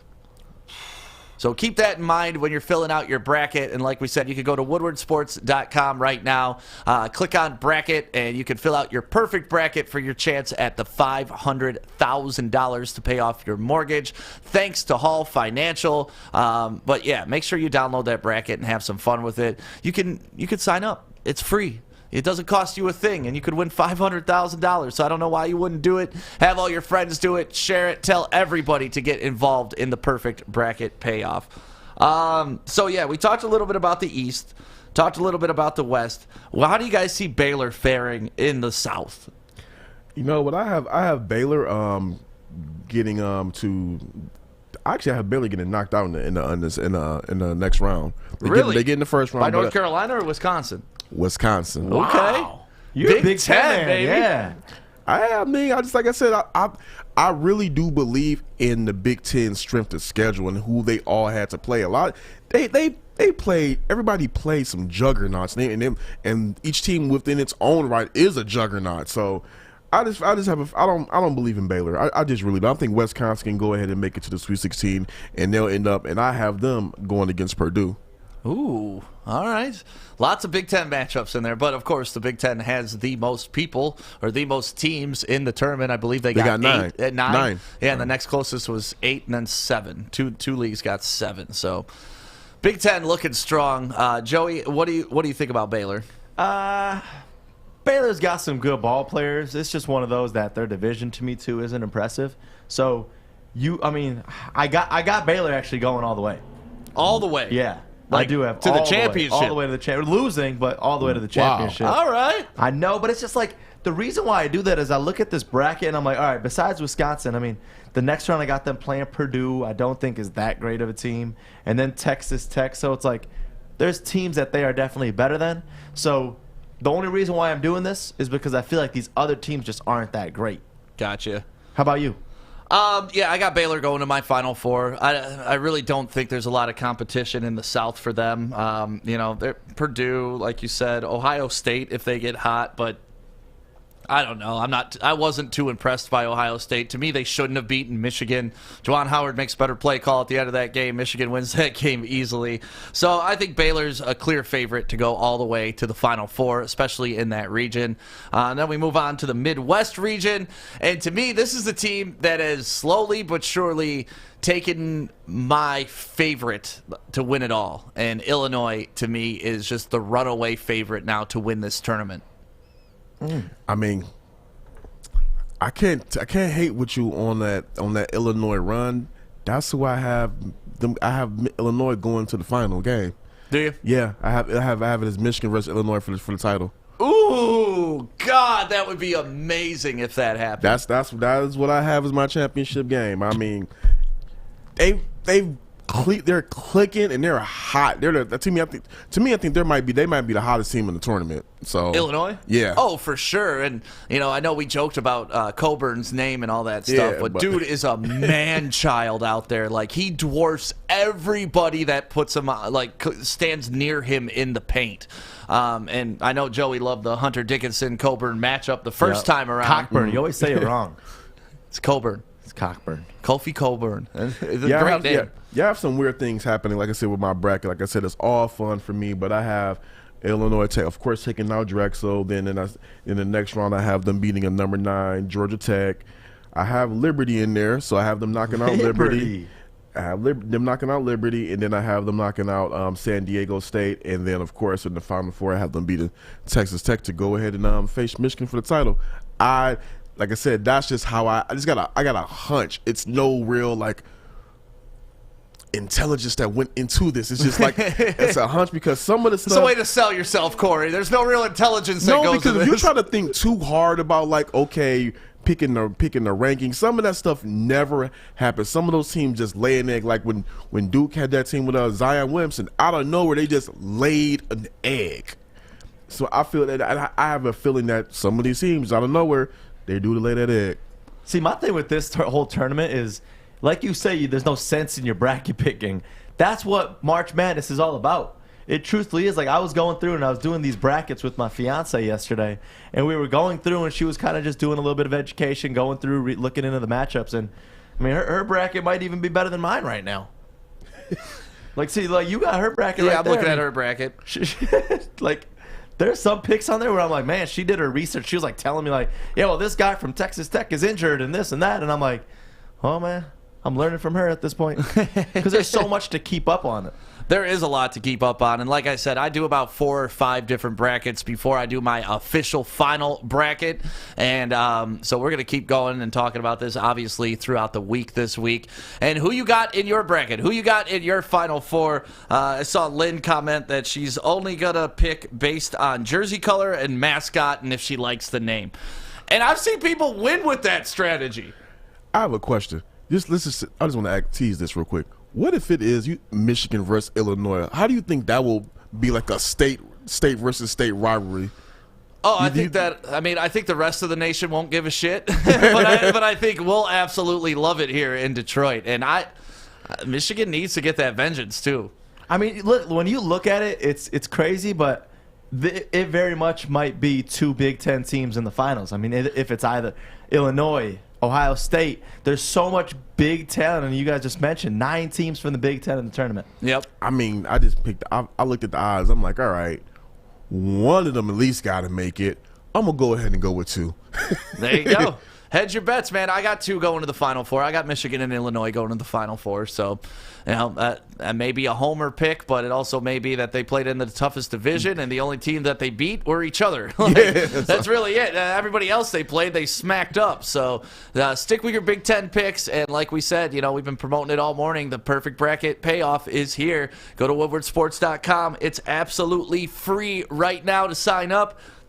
And you get these nice little printouts, too, so you can keep them, put them on your fridge, do whatever you want to do. Because that's part of the tough part. You used to get these out of the newspaper, and you have to haul around that newspaper forever. But no, it's all digital. Then you print it out, and now you can have it for reference whenever you need it. And there's all the information that we got on the screen right now. And make sure you sign up today. Like we said, it's free, and you can fill out a couple brackets if you want as well. I also got to give a shout-out to Grow Green.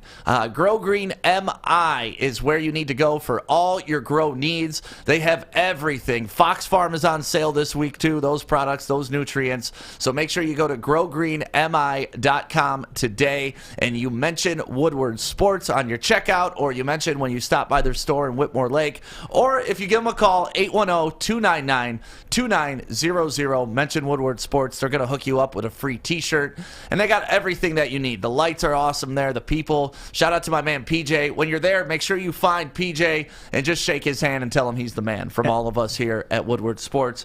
Let's take a quick break. When we come back, let's talk a little football. You guys ready to talk some football when we come back? I like football. I'm with it. All right, we'll do that next on the Woodward Sports Network.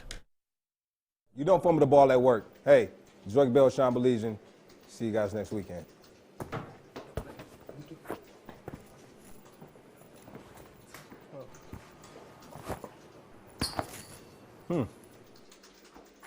Thanks, mate. Football's soft. Wait till it comes to New Zealand. Welcome back to the Morning Woodward Show on the Woodward Sports Network, Detroit's all-digital sports network. My name is Stick. We have Corey, we have Joey, we have Alex, and Fish over there. Fish, we haven't heard much from you today. What's going on, He's doing Fish? his bracket over there. You doing your bracket? What are you doing? No, I'm not doing my bracket. What are you doing? Just working? Yeah. Okay. You guys haven't come to me, so I just work. That's simple. All right. Sorry to bother you, buddy. No, you're good. Well, Fish will be on at 9:50 with Fish's Facts. We're also starting a new thing today, the Doll of the Week. We've teamed up with the Detroit Dolls Instagram. Give them a follow, and we're going to start talking to, athletic ladies and put the women on the highlights since it's Women's Month, right? So we got to highlight some women in Metro Detroit. So we're going to do that coming up in a bit. But first, I want to get into some football talk. And Corey, I know you are in touch pretty much with the Lions and the pulse of that. What do you feel about 88% of fans who have been asked about how they feel about Holmes has handled his job, giving him the approval? 88% approval rating for Brad Holmes. I think it's good for him, but I think it's also incomplete. Right now, everything is still kind of getting started with the team, so we haven't seen what his draft looks like. We haven't really seen him do a deep dive into free agency. So I think so far it's a little bit incomplete, but from the little that has been done, I mean, you just have to really just love the wave that this team is going on right now. Galladay turned down, 18, 19 million, not from him, but it's the fact that's out there. He turned down 18, 19 million per season. Hey, I'm not about to put you in the same conversation as Michael Thomas. Go ahead and move on from that. They've brought in a wide receiver on a very short, Tyrell Williams, on a very cheap and manageable contract. I'm kind of mixed on Okwara not being franchise tagged, but then again, they look like they're trying to bring in their own guys. So, hey, from that aspect, I understand it. I think a lot of fans right now are just giving him that high approval rating because he's not Bob Quinn. I mean, the bar was set pretty damn low. Let's be honest. Based off of the previous bar, I put him at 100% right now. But a lot of this, I feel like, is just the excitement that Lions fans have right now because this just feels different. He might be blowing smoke up our ass like the rest of them, but this one to me really just does feel so different. It's a nicer smoke. Yeah, I just need to see more before I say whether I'm fully with it or fully or against it. I just need to see a little bit more. The NFL draft is where we're really going to be able to see what they're made of. But I mean, as of right now, you do have to give him a high mark for that Stafford deal. I mean, getting Goff and getting those picks for Stafford at that age. Yeah, and that's the thing. Like, we say he hasn't done a ton yet because we're waiting on the draft. But if you look at it, dude, he traded away a franchise quarterback and got massive return for him. He elected not to franchise tag Kenny Galladay, and he definitely moved on from that. He let go of Jesse James, let go of Trufant, brought in a new coaching staff, picked the right hire. Like, he's done a lot in a short amount of time. He's done a lot. I just want to see me before I just go ahead and all right, I'm going to put that stamp on him. I just want to see that draft because everything looks good right now. The draft for me is just going to be like that, I guess you could say cherry on the sundae for me. Like, all right, get this guy at 90%, 95% approval because he brought it home. I don't want to go ahead and rubber stamp him as great. Then that draft is underwhelming. Then we got to dial it back. I just want to kind of just temper my expectations and grow it as they go along. I have them close to around. For me personally, I say about 80%. That way, I'm just leaving wiggle room for growth instead of just trying to he raised him too high, then knock him back down for something. It's kind of like the hype around Michigan basketball right now. It was all the way up at 100%. And now we brought them down a little bit, and that's where we need to be, especially the Lions. I mean, Michigan at least proved something in this season thus far. With the Lions, we haven't proved anything. And the next thing that we got to see is how we attack this NFL draft. Yeah, that will be the tell-all, and obviously the win-loss record once the season gets going will be the tell-all. But from what he started with to where we're at now, we have two completely different teams almost, and it kind of reminds me of what Troy Weaver did going into his first season with the Detroit Pistons, and then you see it during the season. Troy Weaver, I saw a meme of him dressed up as the Grim Reaper, just knocking on doors of everybody that was signed by Stan Van Gundy, time's up, baby. Well, I dropped it in the chat. My friend nicknamed him Trade Weaver because every time you see Troy Weaver, he's making a trade. I do like the fact what Brad Holmes did is that he came in there and he's cleaning house from all the stench from that Quinn Patricia era, and is going to start over. It seems like basically anew with as many people as he can get rid of. you know what? If I'm going to go that we're going to have a bad season or we're going to have a retool season, then we're going to retool with my people. We're going to retool with the philosophy of the new head coaching regime. And like I said, I love it. I love what I'm seeing. I'm just not going to I'm just not going to go too high just in order to bring him back down. I'm just going to just raise it up piece by piece by piece. So, do you agree? Do you think he's done a good job so far? I think he's done a good job so far, just not near B plus A minus job. Okay, Joey, you think that's a little too high for him? I think it's too high. I mean, the biggest thing is the draft. Like, he's done a good job making us feel good. Right. Yeah. There's no doubt about that. I mean, he gave us the greatest T-shirt we've ever had in Woodward sports history. But I just need to see more. I need to see actual changes to the team. Right now, you look at it, I mean, we've lost people. So it's like, we got no receivers. We got no great positions right now. So we got to have a lot this draft. Let's see who he replaces them with in free agency. Who comes over?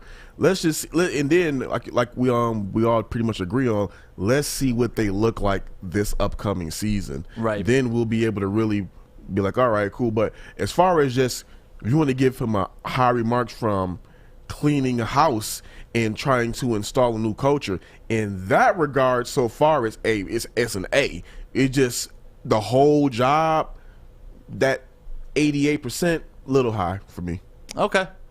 I'm happy with him. Not 100%, but not 50%. So I'm good with 88, 83, wherever 83. In that range, I'm good with it. You know, because we've seen progress, and that's all I want to see is baby steps. Just baby steps. Just get us there. You at least feel with what they're doing right now that you can believe in the team, as opposed to, oh crap, I'm worried about what I'm about to see this year. You have an idea, even if they're going to be bad, you believe in the plan that Holmes and Campbell and Sheila, for the whole organization that they're selling right now, as opposed to prior years. You were just going into a season dreading it. The past 3 years watching Lions football has been stressful and dreadful. So I don't feel that coming up this season. 3 years? My whole damn life, Corey. I mean, 3 years. I mean, it's been our whole life, but just these past 3 years have just been very, very rough. Yeah, and what makes it so rough is because we had something. We had something, and then now it's just like poof. Gone. Now we got to start again. Thank you, Matt Patricia. We had Appreciate something. you. We haven't had shit. We had something. We had Come our on. floor being the playoffs, and that was a good floor to have. Now we don't even have a floor. You had a foundation, and then you just ripped the foundation apart and just said, all right, we're just going to blow this. We're just going to do what the hell ever we want to do and ruin it. An attempt to build a new foundation, and here comes this sexy man named Dan Campbell, guys. Yep, and I love me some Dan Campbell. He has been an inspiration in my life, the true alpha. I just love everything about Dan Campbell. We needed a football guy, and we got the biggest football guy that I've ever seen in my life to be our head coach. So just wanted to touch on that. I thought that's about right, and Lions fans should be excited right now, at least for the future. Maybe not for the immediate future, but for the future, unless Russell Wilson gets traded to the Bears, and it doesn't really matter what the hell we do the next 5 years because the Bears will dominate the NFC North. And from everything I'm reading, that is starting to get a lot. Before it was warm, now it's starting to get hot, and just please, whatever you do, Pete Carroll, get him an edible arrangement or something. just don't allow Russell to leave Seattle. We don't. If I'm the Lions, I'm calling Seattle like, hey, what do you need to keep him there? Like, hey, can we help you out? Do you need some extra money? What you want? You need a car? We'll hook you up with a Ford. Right? Like, what do you want? What do you need to keep Russell Wilson out of our division? You know what was yesterday? What? Pi Day 3.14. Yeah, that's it. Was that too? Oh, yesterday marked 15 years ago on the day that the Lions signed unrestricted free agent tight end Dan Campbell, guys. Wow. 15 years ago, the legend himself. I was laughing so hard when I saw that. I was like, let's not highlight that. He didn't really do much as a Lion. I mean, he was on the 0-16 team. That's what I'm saying. Let's highlight that because it's so amazing. I mean, that's the same day Drew Brees signed with the Saints, too. which is very interesting. One of them panned out to be a little bit of a better player than the other. Yeah, just a little bit. Let's hope Spoiler one alert. turns out to be a Hall of Fame coach. Can we do that? Like, I don't care about Dan Campbell's playing career at this point. That's over. That's been done. We need him to be a hell of a coach right now. And I think he will be. I think so, too. I like everything that they're doing in Allen Park, and I like everything that they're doing inside Ford Field. I don't want to fast forward 4 years because I want to experience this process, but I also want to fast forward 4 years to see what the finality of this process is going to wind up as. I mean, it's understandable. Like you just said, it's for you. It's been stressful your whole damn life being a Lions fan. And you haven't witnessed anything that it is a real fun, tangible moment in football. You've seen maybe a good game. We've all maybe seen good games, but until we get a playoff win, it's like, all right. Right. Yeah, and if you want to see a fun debate, me versus Joik Bell and Sean Baligian happened on Friday, and it's up on our YouTube page because they're convinced that Matthew Stafford is just heads and tails above what Goff was, is, or will ever be. And I'm just not convinced of that specific argument because Goff has already accomplished more at a younger age. People that say that is all numbers, guys, off of stats. I was just about to say that's all it is. I think Stafford is a better talent QB. Yeah, better QB talent. Like if we're talking about making the throws, distance, accuracy. I mean, you can. Yeah, Stafford. But I'm talking about like as being a winner.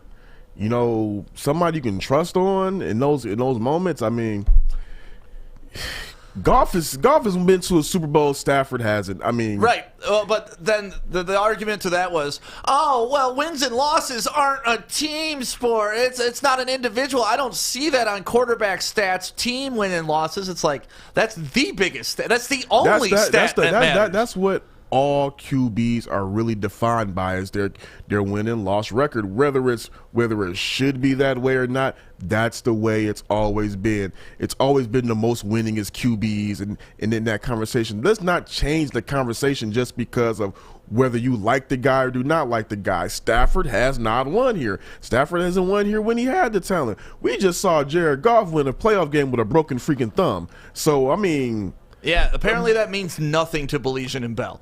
It was crazy to me having this conversation with them. Like I said, the guy's 26 years old, #1 overall pick, took a team to a Super Bowl. Then the last year played without a thumb and won the playoff game. Like that's heart, that's desire, that's your team respecting you. There's a lot of intangibles in those moments that we're not giving this guy credit for, and that's what was frustrating to me. And then they were, oh, well, you know, in 18 he had a good year when they went to the Super Bowl, but the defense is like, no, look at it. The defense was ranked 14th in the league that year. They weren't what they were last year, so he took a mid-pack defensive team all the way to the Super Bowl. Yes, he had some offensive weapons with Todd Gurley and all of that, but still, at the same time, Matthew Stafford had the #2 defense in the league, and we got knocked out of the first round of the playoffs. But look.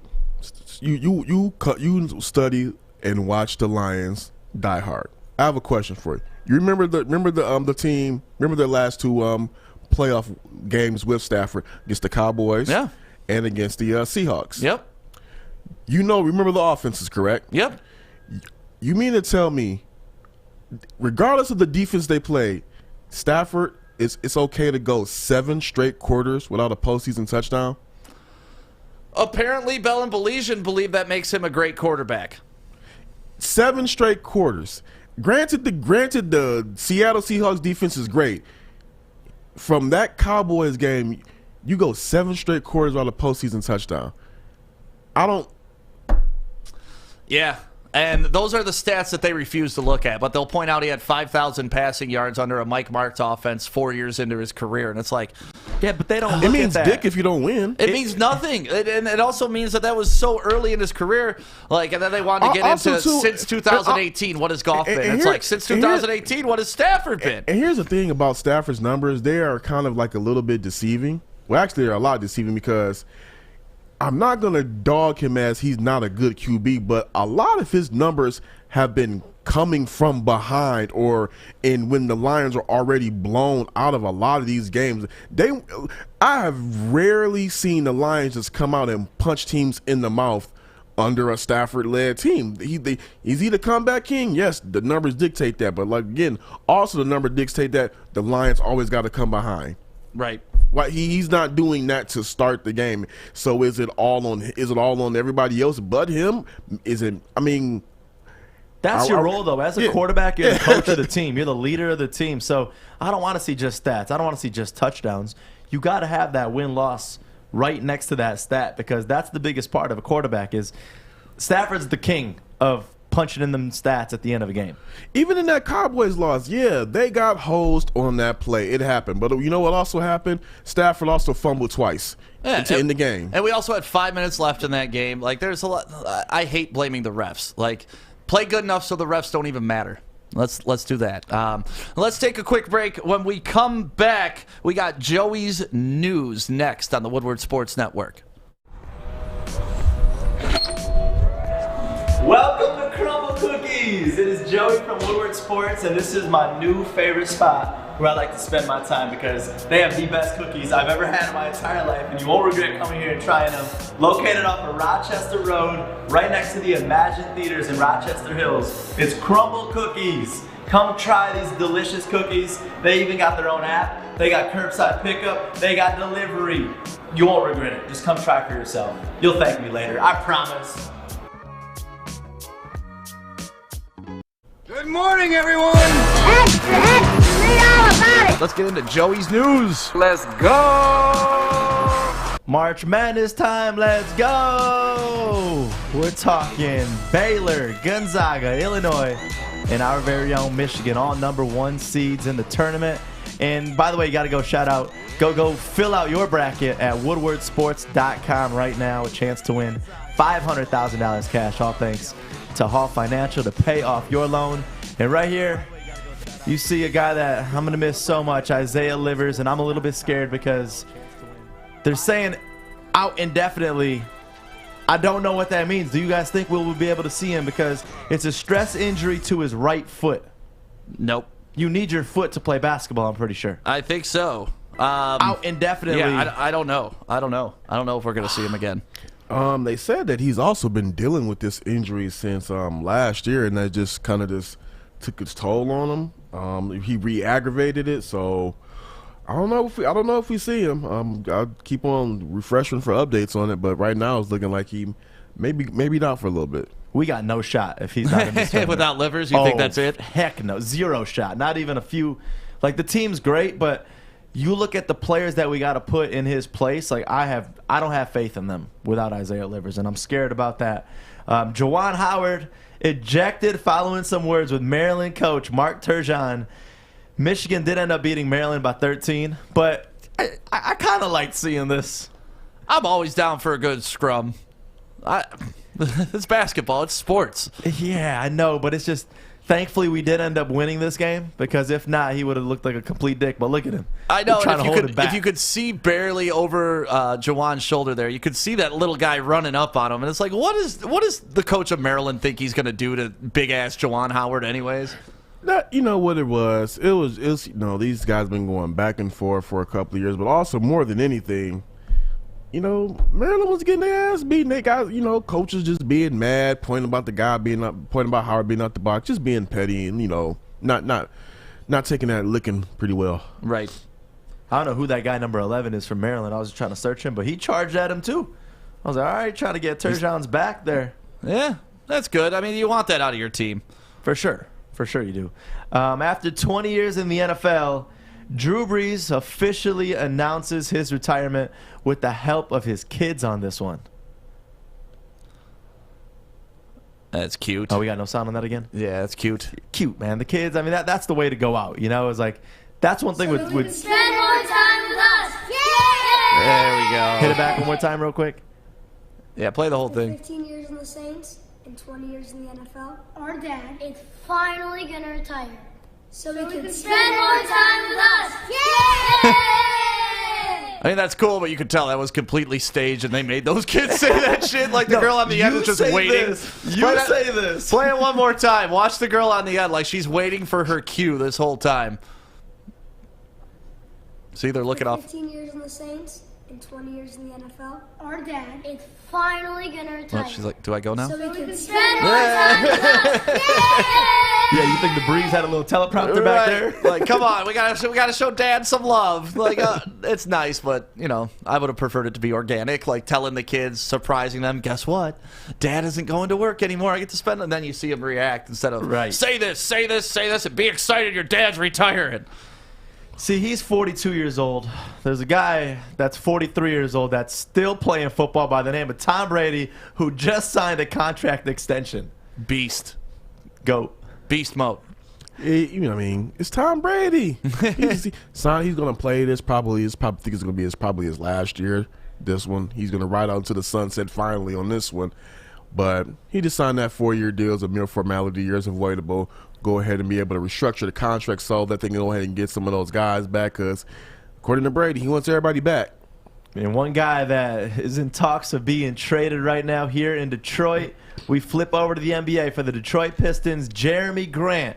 The Celtics are shopping him right now. And the rumor is that there's only going to be a few couple first-round picks, so we better say no to that one. A few couple first-round picks? I'll take those.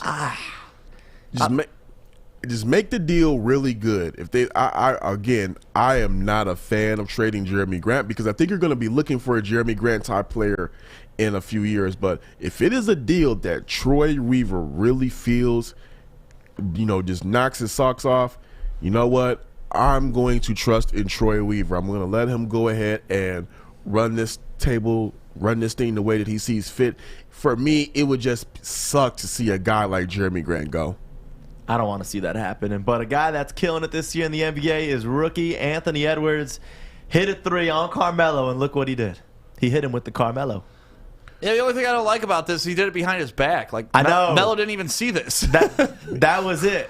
Afterwards he definitely saw it, but you got to do it like right in his face if you're going to do it. In the face. Yeah, I mean, like even when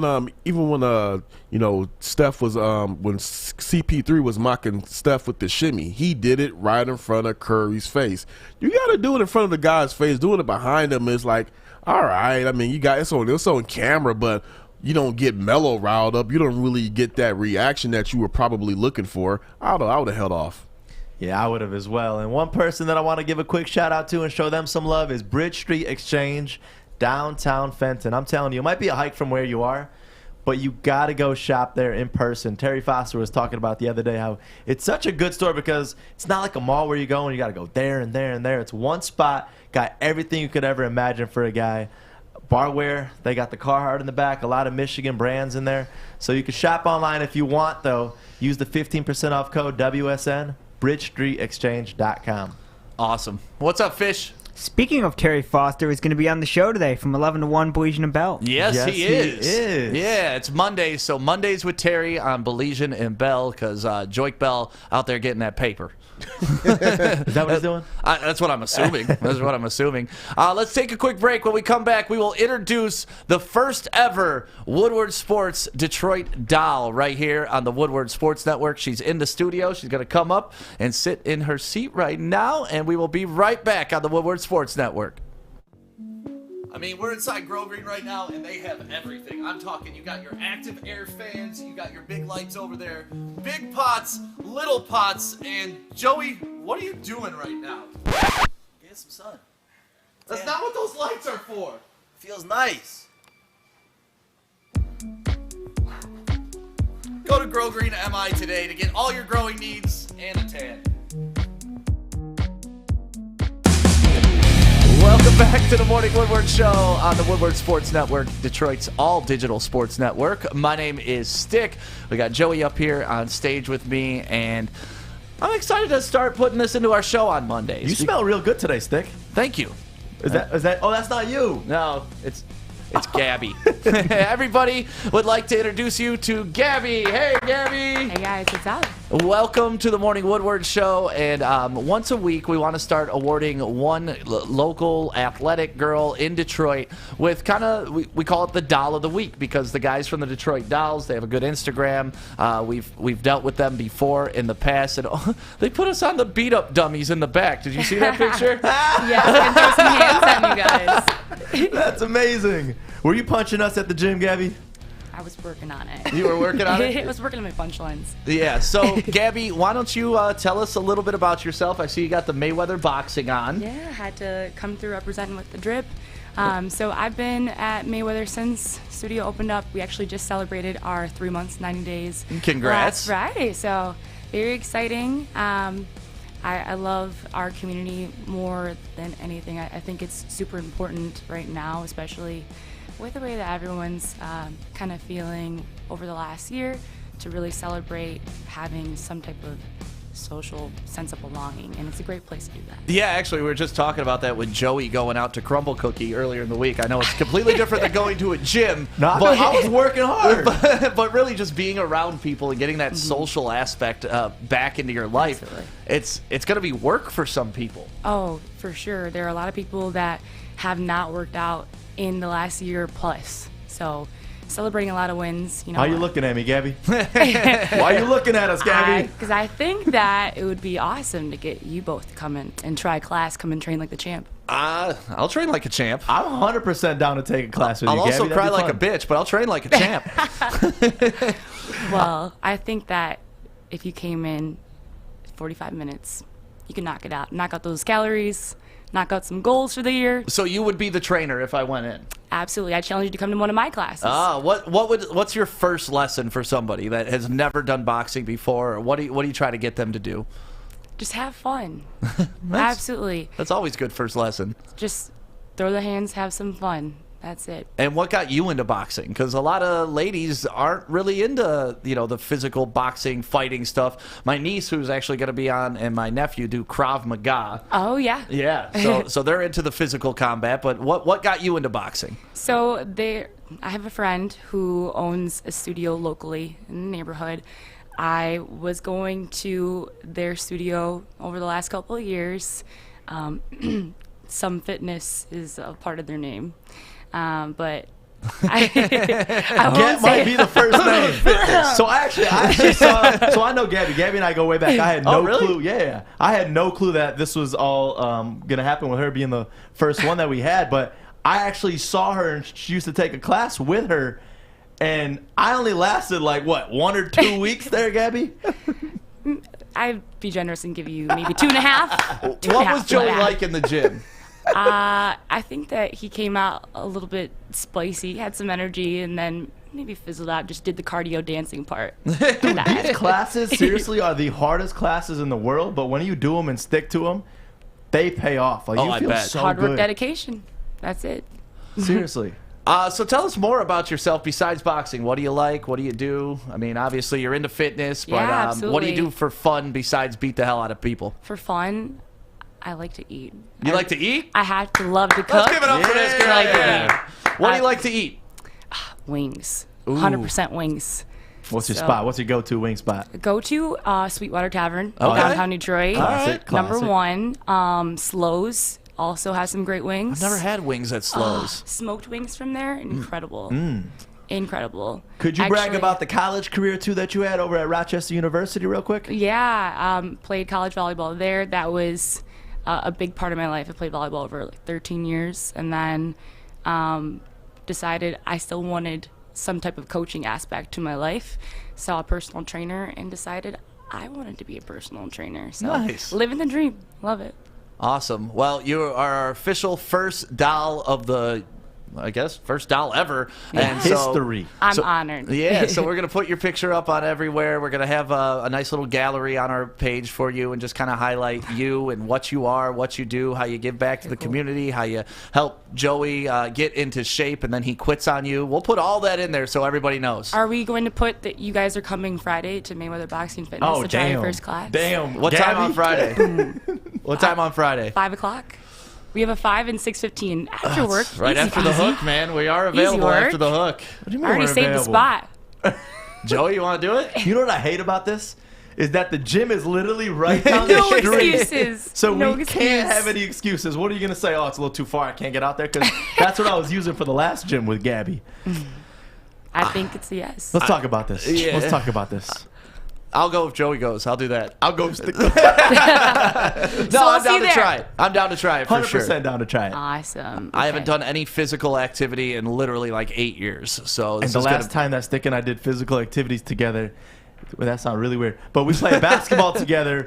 We did not win a single game, Gabby. Yeah. Dang, maybe ball is not life, but maybe boxing is. Yeah, I've always wanted to be. I like my body type is built like a boxer, and I know that sounds weird, but I have like extremely long legs, and my hips. The difference between my hips and my rib cage is like that much. So I have full defense the whole side of my body. Then let's go. You're not getting inside this guard. You're all ready to train like the champ. That's right. A lot of it's the up and downs and all that stuff, though. Ooh, you're about to die. Oh yeah, no, I I'll am puke. too, I'll but you're puke about for to sure. die.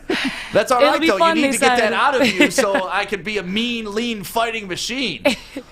Well, I think it would be an awesome week for you guys to come check it out. This week and every week for the month of March, we're going to be celebrating at least one of Floyd's fights. Oh, awesome. So, That's awesome.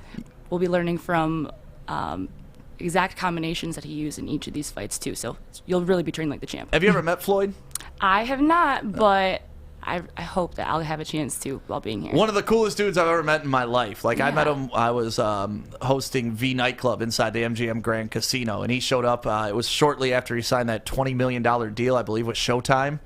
And he came in and he balled out in the club. I mean, just throwing money everywhere. Like, his assistant was coming up to us, like giving us money to give him shout outs and stuff. Sounds like the man. Yeah, one of my favorite nights club hosted in my life. I left with like an extra 2 G's. So, so thank you, Floyd Money Mayweather. Money that name Mayweather. is well earned. Yeah. I remember listening to the radio that day and just hearing Money Mayweather every second. He bought the station that night. He bought the station for sure. That's awesome. So, Gabby, thank you so much for coming on. Thank you very much. Appreciate your time. The official Detroit Doll of Let's the go. Week. Let's go. Adam's about to build your page on the website. We'll highlight you on all of our social media, and just thank you so much for being a part of this. And I guess we'll see you Friday. See you then. We need a Save little that spot. speech from Gabby. What does this mean? Yeah, you are okay. the first official Woodward Sports Detroit Doll we've ever had. Shout out to my mom, number one. For real. No, I appreciate both of you guys for inviting me here, and Billy and Brad, Detroit Dolls, absolutely. So looking forward to it.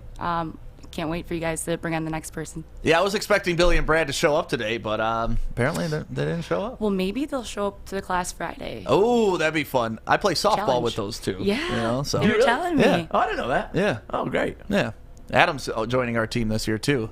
So we're going to have a hell of a team. We're going to secure that championship this year Hey, for the Space Dogs. That's I our think team. that you'll be able to take some of these boxing skills to softball. I hope so. Get these shoulders and arms in shape. I'm hoping that she forgets about this whole Friday promise, but she I will keeps not. bringing it back. I will not. No, It's ingrained. Gabby's on a mission to get our asses in shape, and Let's I go. appreciate you for that, Gabby. Somebody cares about our well-being, Joey. Please, somebody schedule a meeting with me Friday, 5 o'clock. Crumble cookie, please. Thank you very much, Gabby. Thank Let's you. take a quick break. When we come back, we're a little early, but let's get Fish up here for Fish's Facts coming up next on the Woodward Sports Network. I'm looking to bring on another HVAC tech right now. We are recruiting 5 to 10 techs a month. We're looking to grow and expand. Every new tech we hire is from Northwestern Tech. The hands-on training is fantastic. They're always my first call. We love hiring Northwestern Tech grads. They come out trained and ready to work. Our program is only 10 and a half months, and our next classes are starting soon. So why wait? I'm looking to hire Hire a graduate of Northwestern Tech. Northwestern Tech. Northwestern Tech. Northwestern Tech. Welcome to the Morning Woodward Show on the Woodward Sports Network, Detroit's all-digital sports network. My name is Stick. It is now time for the world famous. Is it time? Yeah, it is. Fish! Go fish. Fish Facts. It's fish! It's Fish. What up, Fishy? I had a good weekend. Hope you guys had a good weekend. We did, man. What'd you do this weekend? What did I do? We had football. I watched a bunch of football. That's about it. Hell yeah. A lot of fun stuff. But when you say football, you mean rugby. Yeah. Okay. Yeah. The it was- real football. Yeah, it was super Saturday. Big Warriors game. I was very excited they won. Nice. I was in a good mood the whole weekend. I could see you And then I celebrating found at out your March house. Madness was on Thursday, and that almost ruined my Saturday night. Oh, yeah? Why? Because normally it starts Thursday, Friday, Saturday, Sunday, and then they got Friday, Saturday, Monday, or Sunday, Friday, Monday. Saturday. Yeah, but Thursday's the play-in game, so it's okay. You don't like it. You're not having any of that. I mean, it's ruined my Saturday night.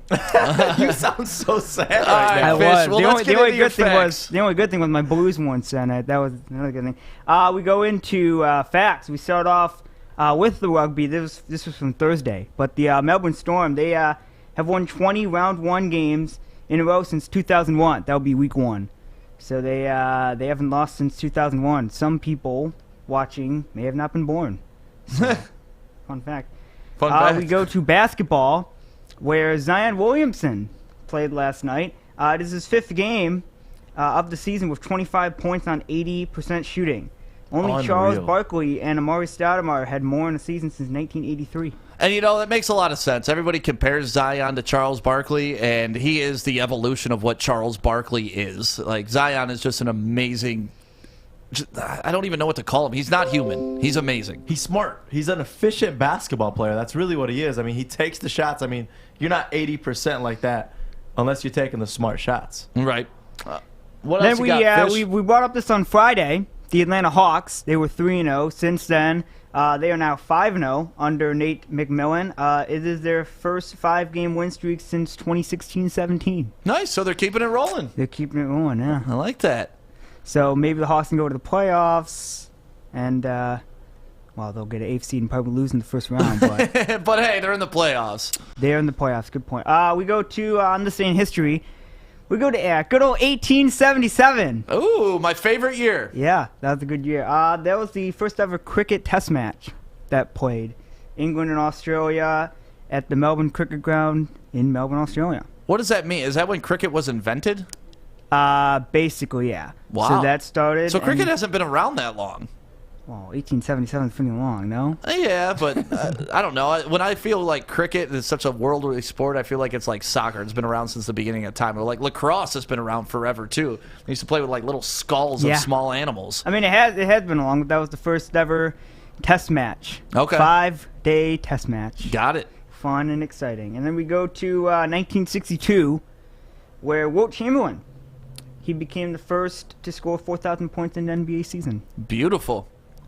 Yeah, Wilt, those 100-point games really helped that.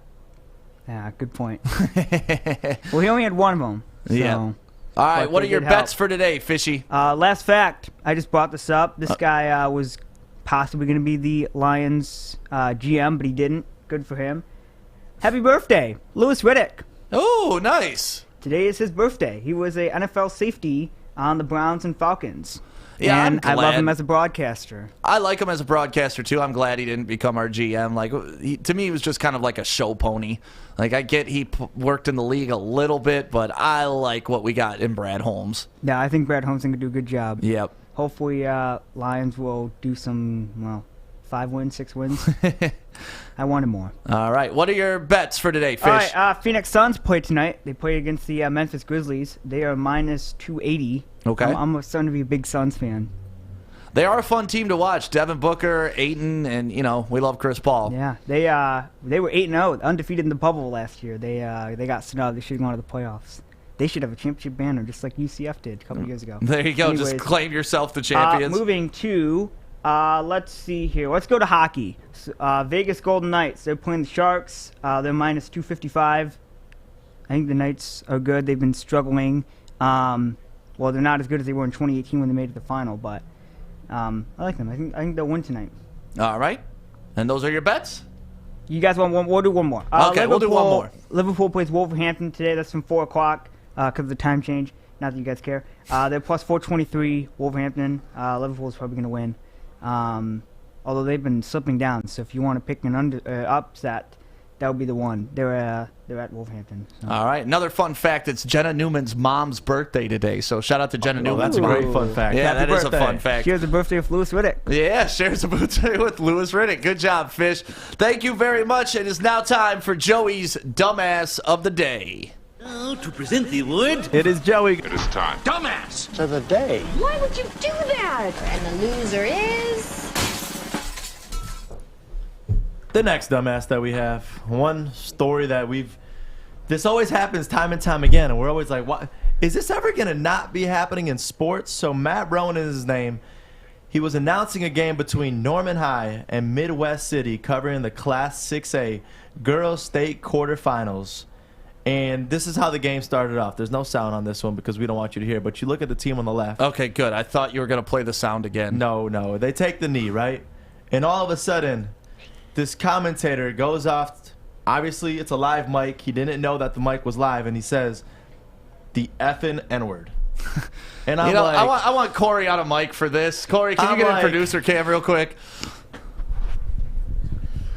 Yeah. So again, I just have this one thing to say. I was just so really confused. All this time, I thought racism was taught, when all actuality, it has to do with blood sugar. Yeah, because did you hear his excuse about why he said the word? So that's the best part is I go to the statement, because there was a statement about this one where he came out to say that I am a family man, I'm married, have 2 children, and at one time was a youth pastor. Then he goes on to say, I'm sorry I'm laughing on this one. I will state that I suffered type 1 diabetes, and during the game, my sugar was spiking. It's true. It's tough. It's hard out here, isn't it, Corey? All he needed was some insulin. The best is I text this to Corey, and he's like, oh, man, I can't introduce you to my dad. He's a diabetic. I mean, hey, it might be, hey, Stick, you know, with the way it's going on, it might be tough for you. Yeah, I'm sorry, man. I'll keep some insulin in my pocket. Maybe, I'll feed him like some orange slices, and we'll be good. Whatever you got to feed diabetics, I don't know. How dumb could you be? Honestly, it makes me more mad that he had to put this out in the statement. Right. To continue saying that it is not unusual when my sugar spikes that I become disoriented and often say things that are not appropriate as well as hurtful. You know what it reminds me of? It reminds me of Roseanne Barr. Remember when she did her racist stuff, calling people monkeys and whatnot, and then she said it was because of Ambien? Yeah. Like she was sleeping, and that's why. Fish, what do you got to say, buddy? Remember, he's working on it. Oh, yeah. Like, for real, that was the last one where he said that he's been working on it for... How long was it? The Papa John's, 20 months. 20, the Papa John's 20 guy. months. Yep. And my thing to this is like, I listen, I've dated someone that was on Ambien, and she said the most horrific things in the world to me in text. And then the next morning ends up saying, oh, I was on Ambien. Really? That really happened? Oh, yeah. I'll show you. This was mean. And I was like, well, hold up. You can't say that because even if you're on Ambien, even if you're diabetic, you're still saying thoughts that you've once thought in your head. Yes. So don't give me that BS. It's the old drunk words or sober thoughts, philosophy. Yeah. So, yeah, definitely a dumbass of the day. Let me make it official by hitting them with the official dumbass. Where is it? Right here. Dumbass. You dumbass. You dumbass. Yeah, but that was just funny seeing that because I was like, really? Like, don't be that dumb to have to come out and listen. You come out and you apologize about the whole thing. I would have taken it better than you coming out giving us this weak statement. Right. So, either way, that guy's a dumbass. And that's it. That's a dumbass of the day today. So thank you guys. And what we've realized is so many people make racist, misogynistic, all types of inappropriate comments that we're just going to relegate them to dumbass of the day because I don't want to give them 10 minutes of conversation during a real show when we're trying to talk about sports. So, from now on, all these people are regulated to dumbass of the day. Unless it's something totally egregious, then we'll spend time on it, which it deserves. But at the same time, these people are all stupid, and they don't deserve airtime. So thank you very much for coming to my TED You Talk. know who does deserve airtime? Who does deserve airtime, Joey Transition King? Listen, this one right here means so much to me that I can only imagine how much it means to you, Stick. Go ahead, man. I'll let you introduce them. You got to introduce them. Come on. It's like literally my favorite people. As you know, my family, the majority of them lives in Arizona, and I have special guests today.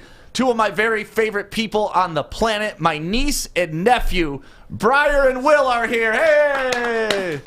Oh, Briar, let me move this so they can see your beautiful face. There you go. Say hi, Briar. Hi. And say hi, Will. Hi. And you guys just wanted to come on the show because you watch it every morning. Mm-hmm. And you've supported Woodward Sports, and we just wanted to say thank you for that. And we love you guys. We love you too. Briar, listen, I know you've been waiting for Right. so long What for is this this? moment.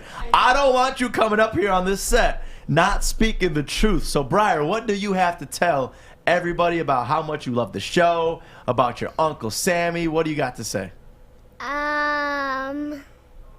I don't know. Well, we appreciate you guys coming on. It's so good to see you. I'm glad you guys are in Michigan, and we're going to hang out today. They're going to come with a Coney review with us. Oh, have they ever had a Coney? Oh, yeah. Yeah, my Okay. buddy owns a Coney food truck in Phoenix, and it's Yeah, not me. it's all Detroit stuff. You haven't tried one yet, Briar? I can't eat them. Oh, sorry. She's gluten. Oh, gluten. Yeah, gluten. That's right. But I know you wanted to give Joey one advice about his shirt. What did you want to tell Joey about his shirt? To keep it on.